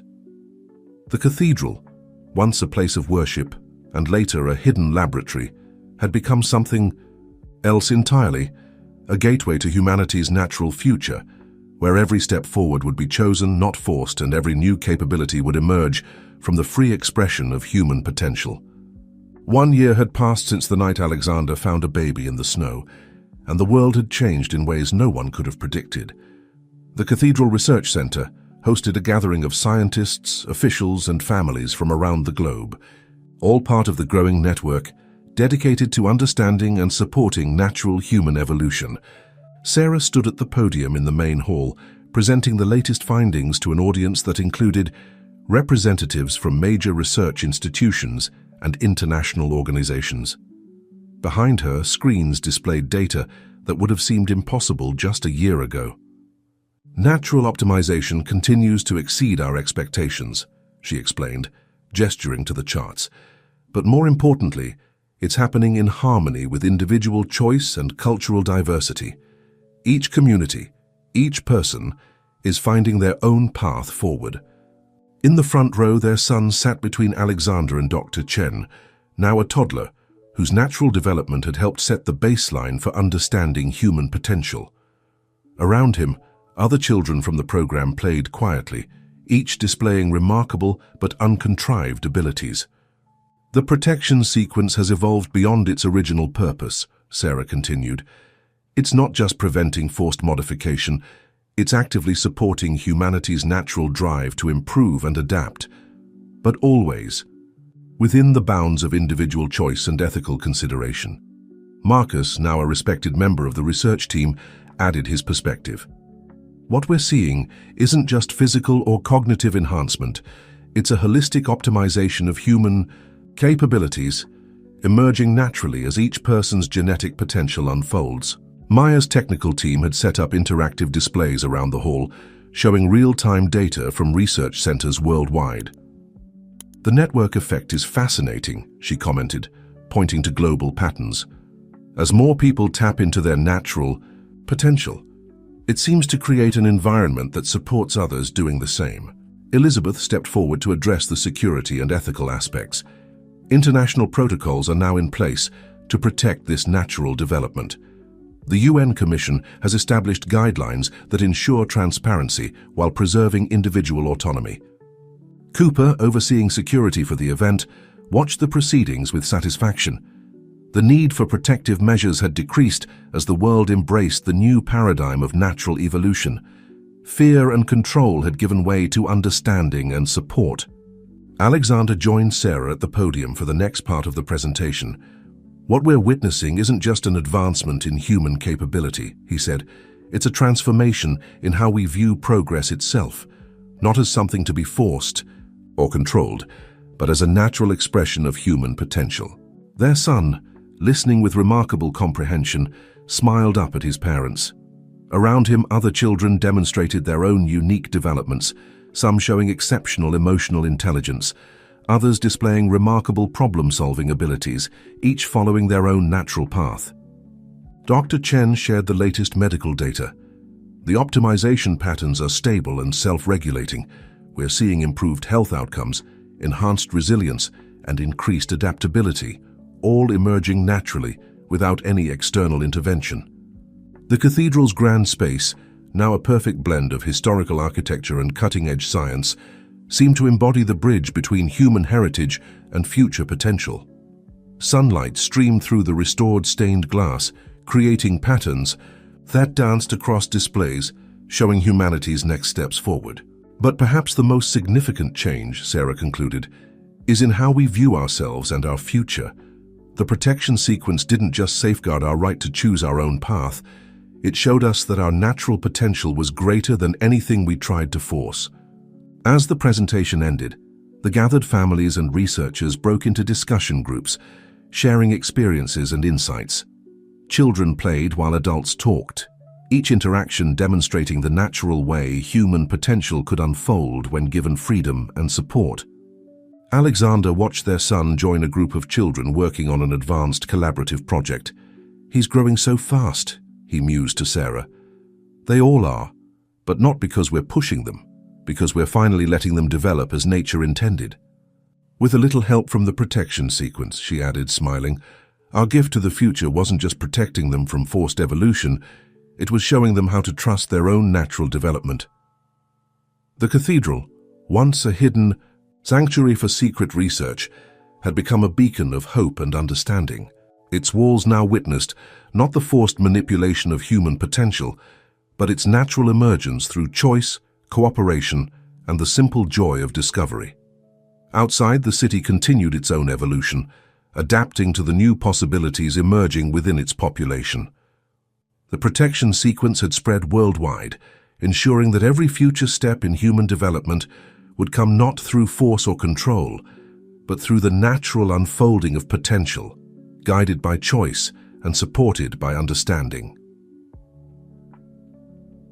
As the day's events wound down, Sarah and Alexander stood with their son at the cathedral's great windows, watching the sunset paint the sky in colors that seemed somehow richer than before. In the reflected light, they could see not just their own future, but humanity's, a future where evolution would always be a choice, never a command, and where each step forward would be taken in freedom, understanding, and natural grace. 2 years after the activation of the protection sequence, the cathedral had become more than just a research center. It was a symbol of humanity's new direction. The morning sun streamed through the restored stained glass windows, illuminating a space where science and human potential had found perfect harmony. Sarah and Alexander watched their son in the Advanced Learning Center, now a toddler, whose natural development continued to amaze and inspire. He was working with a group of children on a project that combined artistic expression with complex problem-solving, each child contributing their unique natural talents. The latest reports from the Asian research centers are remarkable, Dr. Chen said, approaching with her tablet. The second generation of children born after the protection sequence is showing even more refined optimization patterns. It's as if each generation builds naturally on the achievements of the last. Maya's voice came through the facility's advanced communication system. The global network is picking up similar trends everywhere. Natural evolution isn't just continuing, it's accelerating, but in a balanced, sustainable way. Marcus, who had fully embraced his new role in supporting natural development, emerged from his laboratory with excitement. "You need to see this," he called, gesturing them over to his research station.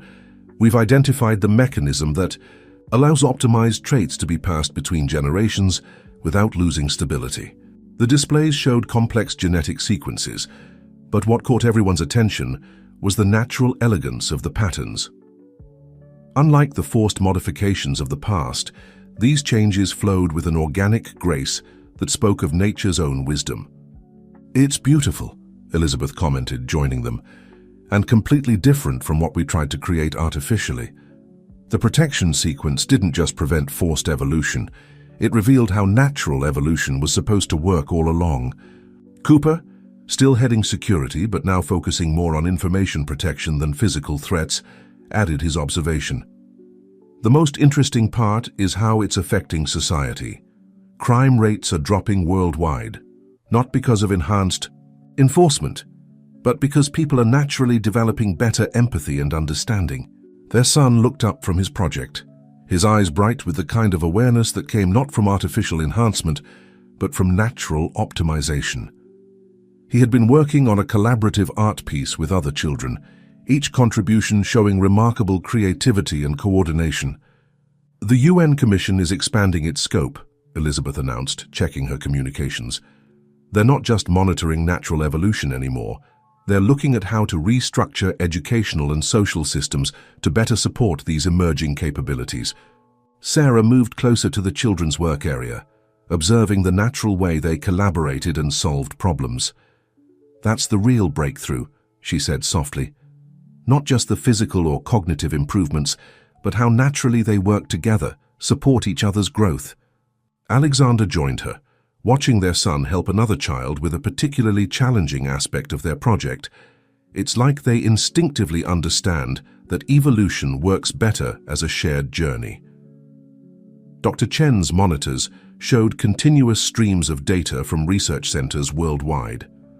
The optimization patterns we're seeing, they're not just making people stronger or smarter, they're making us more connected, more aware of our relationship with each other and our environment. Maya's screens displayed global trends that would have seemed impossible just 2 years ago. "Look at these patterns," she called out. "Environmental adaptation, improved immune responses, enhanced emotional intelligence, all emerging naturally, all supporting each other." Marcus, who had once sought to control evolution, now watched the children with wonder. "We tried so hard to force this," he mused. "But nature already had the perfect plan. We just needed to trust it, support it, let it unfold in its own way." The cathedral's grand space hummed with the energy of discovery and growth. In every corner, researchers and families worked together to understand and support the natural emergence of human potential. The old pews had been repurposed into comfortable learning spaces, while the ancient stone walls contained the most advanced monitoring equipment available. Sarah picked up their son as he ran to show them his completed project, a complex, three-dimensional structure that combined artistic beauty with mathematical precision. "This is what we were fighting for," she said to Alexander. "Not to make humanity better through force, but to let it become better through choice." Through the stained glass windows, the morning light painted ever-changing patterns across the floor. Each ray seemed to catch and illuminate the natural potential that had always existed within humanity, now finally free to emerge in its own time, in its own way. The protection sequence continued its quiet work throughout the global population, not just preventing forced modifications, but actively supporting the natural expression of human potential. In every community, in every culture, people were discovering capabilities they had always possessed, but never fully realized. As their son returned to his friends, already planning. Their next project, Sarah and Alexander saw in his natural enthusiasm and growth the future they had helped secure. A future where evolution would always be a choice, never a command, and where each step forward would be taken in freedom and natural grace. The afternoon sun cast long shadows through the cathedral's windows as Sarah and Alexander reviewed the latest global reports in what had once been the sacristy. 3 years had passed since the night that changed everything, and the world had transformed in ways that exceeded even their most optimistic hopes. "The Venice archives have been completely digitized," Maya announced from her advanced workstation. "Every piece of historical data about natural evolution is now available to research centers worldwide.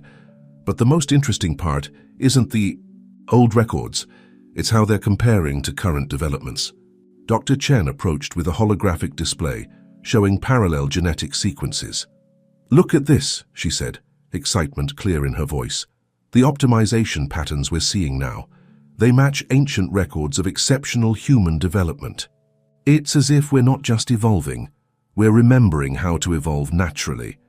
Their son, now approaching his 4th birthday, was in the main hall with other children, engaged in activities that would have seemed impossible for their age just a few years ago. But there was nothing forced or artificial about their development. Each child progressed at their own pace, following their own interests and natural abilities. "The protection sequence has exceeded all our projections," Marcus said, joining them with his own set of data. "It's not just preventing forced modifications anymore. It's actually helping people unlock capabilities that were always there, just dormant." Elizabeth entered from her office, where she had been coordinating with international agencies. "The global impact is reaching beyond just physical and cognitive development," she reported. "We're seeing changes in social structures, education systems, even economic models, all adapting naturally to support human potential." Cooper, whose security role had evolved into something more like a cultural advisor, added his observations. "The most remarkable thing is how peaceful the transition has been. When people are free to develop naturally, they seem to naturally choose cooperation over conflict." Sarah watched their son leading a group activity, his natural ability to understand and connect with others, showing just one facet of optimized human potential. "We didn't create anything new," she reflected. "We just removed the barriers that were preventing our natural development." The cathedral's space had evolved along with its purpose. The ancient architecture now housed the most advanced research, equipment available, but somehow the combination felt right, as if the old and new were finding their own natural harmony. The latest data from the educational centers is fascinating, Maya called out, pulling up new displays. Children are not just learning faster, they're learning differently, more holistically. They naturally integrate multiple disciplines, finding connections we adults often miss. Alexander studied the reports, his business experience helping him see the broader implications. It's affecting every sector of society. Companies are reorganizing around natural human potential rather than trying to force productivity. Healthcare is focusing on supporting natural healing abilities rather than just treating symptoms. Dr. Chen's monitors showed a continuous stream of optimization patterns from around the world. The diversity is incredible, she noted. Each community, each culture is expressing these capabilities in their own unique way. There's no single path, just natural development finding its own course in each context. Their son looked up at that moment, catching their attention. He had been working with other children on a project that combined art, science, and social cooperation in ways that seemed to emerge naturally from their collective creativity. That's what makes this different from what we tried before, Marcus said softly, watching the children work. We thought evolution had to be directed, controlled. But look at them. They naturally know which way to grow, how to develop their potential. They just needed the freedom to do it. Sarah moved to the main research station, where global data painted a picture of humanity's emerging future. The protection sequence didn't just safeguard us from forced evolution, she explained. It showed us that natural evolution is far more sophisticated than anything we tried to engineer. Through the stained glass windows, the afternoon light created patterns that seemed to dance with the children's movements. Each ray caught the natural energy and enthusiasm they brought to their discoveries, their development, their connections with each other. Elizabeth reviewed the latest reports from the UN Commission. The international framework is adapting to support this natural development, she said. Policies are being redesigned around the principle of supporting potential rather than trying to direct it. Cooper's security screens showed a world increasingly characterized by cooperation rather than conflict. It's like watching humanity remember how to grow together, he observed. The protection sequence didn't just prevent forced change, it reminded us of our natural capacity for positive development. Their son had moved to a new activity, naturally drawing other children into a collaborative effort that combined problem-solving with creative expression. His development, like that of all the children in the program, showed what was possible when human potential was allowed to unfold naturally. As the day's light began to fade, Sarah and Alexander stood together, watching the future they had helped create continue to unfold.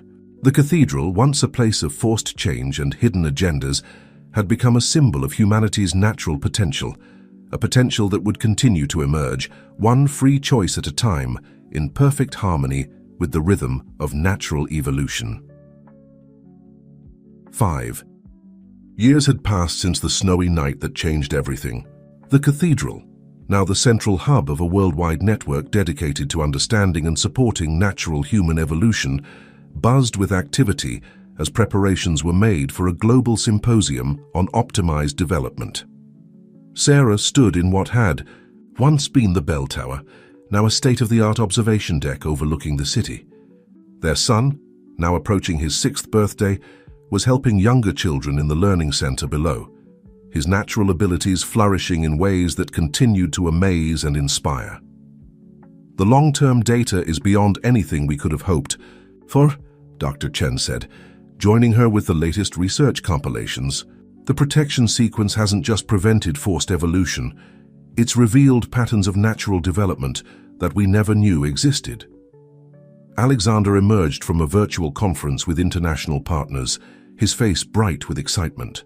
The European centers are reporting breakthrough insights into how optimized traits naturally pass between generations. It's not just genetic, it's social, environmental, holistic.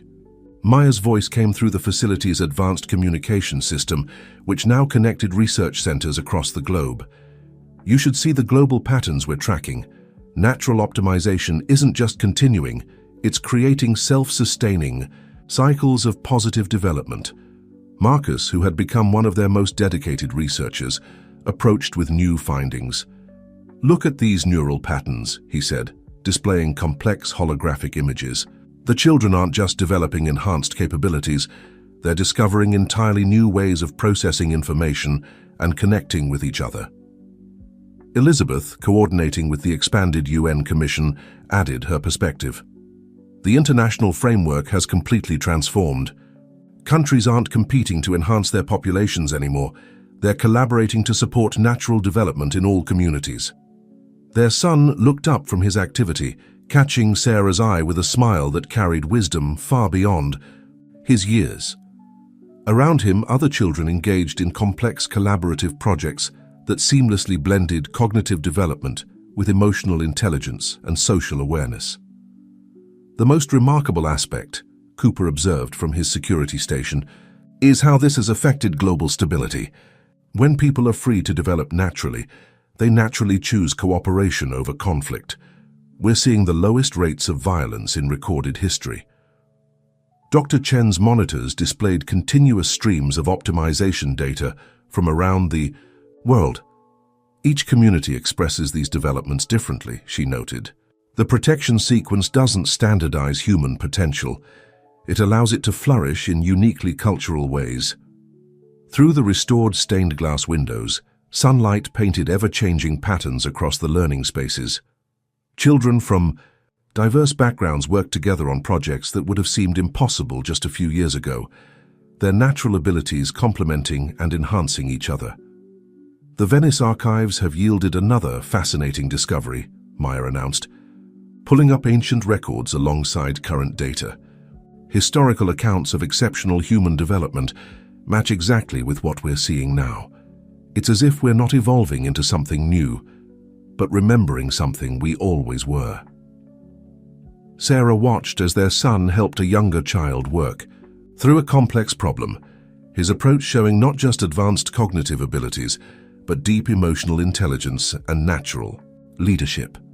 "This is what we were really fighting for," she said softly. "Not just to protect humanity from forced evolution, but to show what's possible when we trust our natural development." Alexander joined her at the observation window, watching the city spread out before them, a city that, like the rest of the world, was adapting to support humanity's natural potential rather than trying to force its development. The protection sequence was just the beginning, he reflected. The real change came when people realized they didn't need external enhancement to achieve extraordinary things. They just needed the freedom to develop naturally. Below them, the cathedral's main hall had filled with researchers, educators, and families from around the world, all gathered to share insights and celebrate the continuing unfolding of human potential. The ancient space, with its soaring arches and sacred geometry, seemed to amplify the sense of natural harmony that now characterized human development. Their son had moved to a new group activity, naturally taking on a role that supported and encouraged others while continuing his own development. His growth, like that of all children now, followed no predetermined path, but instead emerged from the natural interaction of potential and choice. As the day progressed, Sarah and Alexander stood together, watching the future they had helped secure continue to unfold. The cathedral, once a place of forced changes and hidden agendas, had become a symbol of humanity's natural potential, a potential that would continue to emerge, one free choice at a time, in perfect harmony with the rhythm of natural evolution. On the eve of the Global Symposium's closing ceremony, the cathedral glowed with a warm light that seemed to pulse with the collective energy of human potential.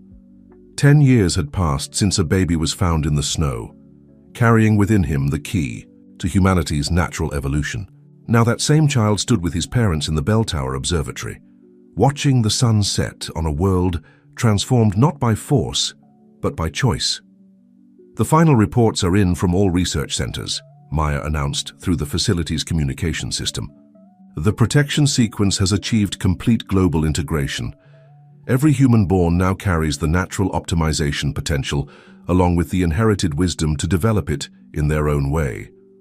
Dr. Chen approached with a holographic display, showing a decade of data. "The progression is beautiful," she said, pointing to the elegant patterns of natural development. "Each generation builds on the last, but not through force or artificial enhancement.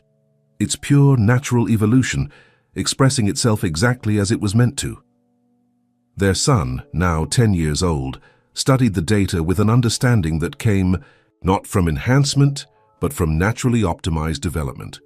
Around him, other children of various ages engaged in activities that seamlessly blended advanced cognition with deep emotional awareness and intuitive cooperation. Marcus, who had long since found peace in supporting natural development rather than trying to control it, shared the latest findings from his research team. "The protection sequence hasn't just prevented forced evolution," he explained.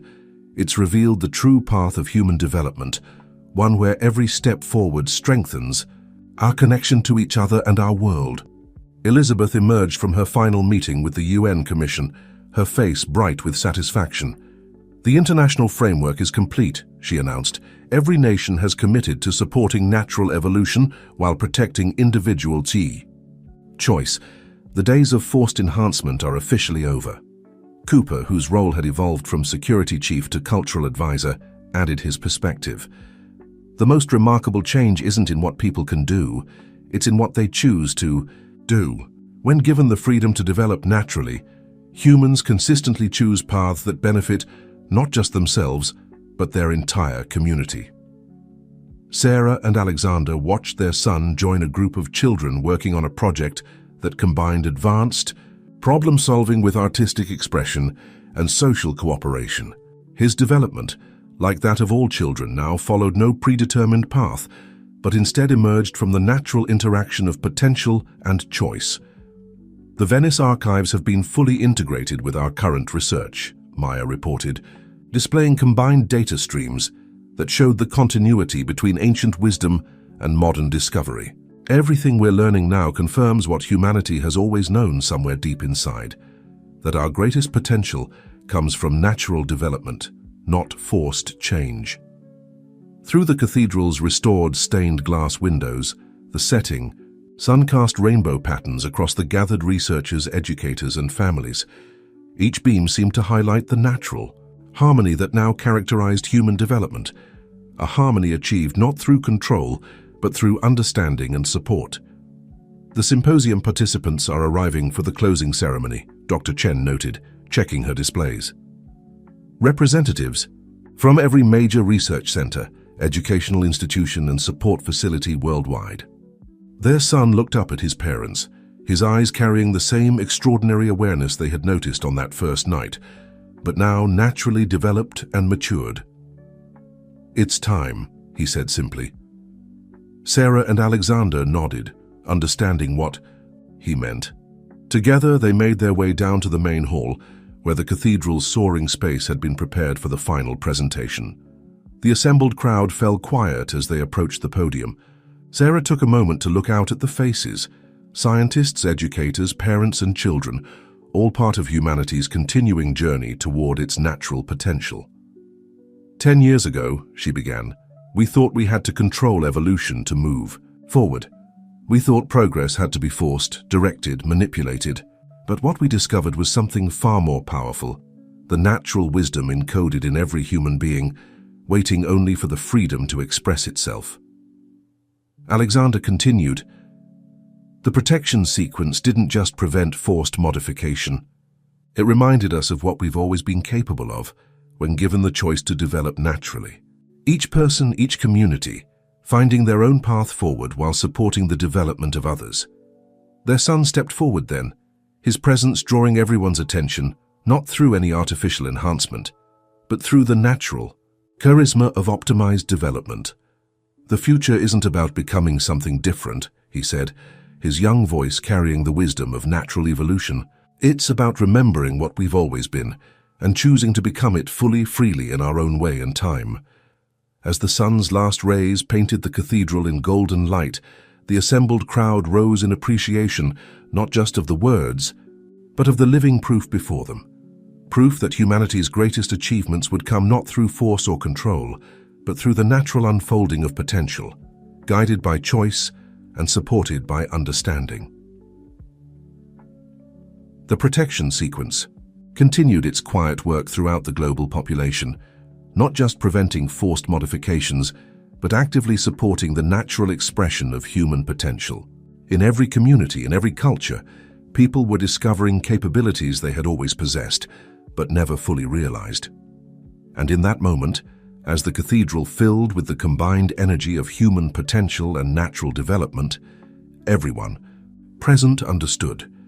This wasn't just an ending, but a beginning, the start of humanity's true evolution, guided not by force but by choice, not by control but by wisdom, unfolding naturally one free decision at a time.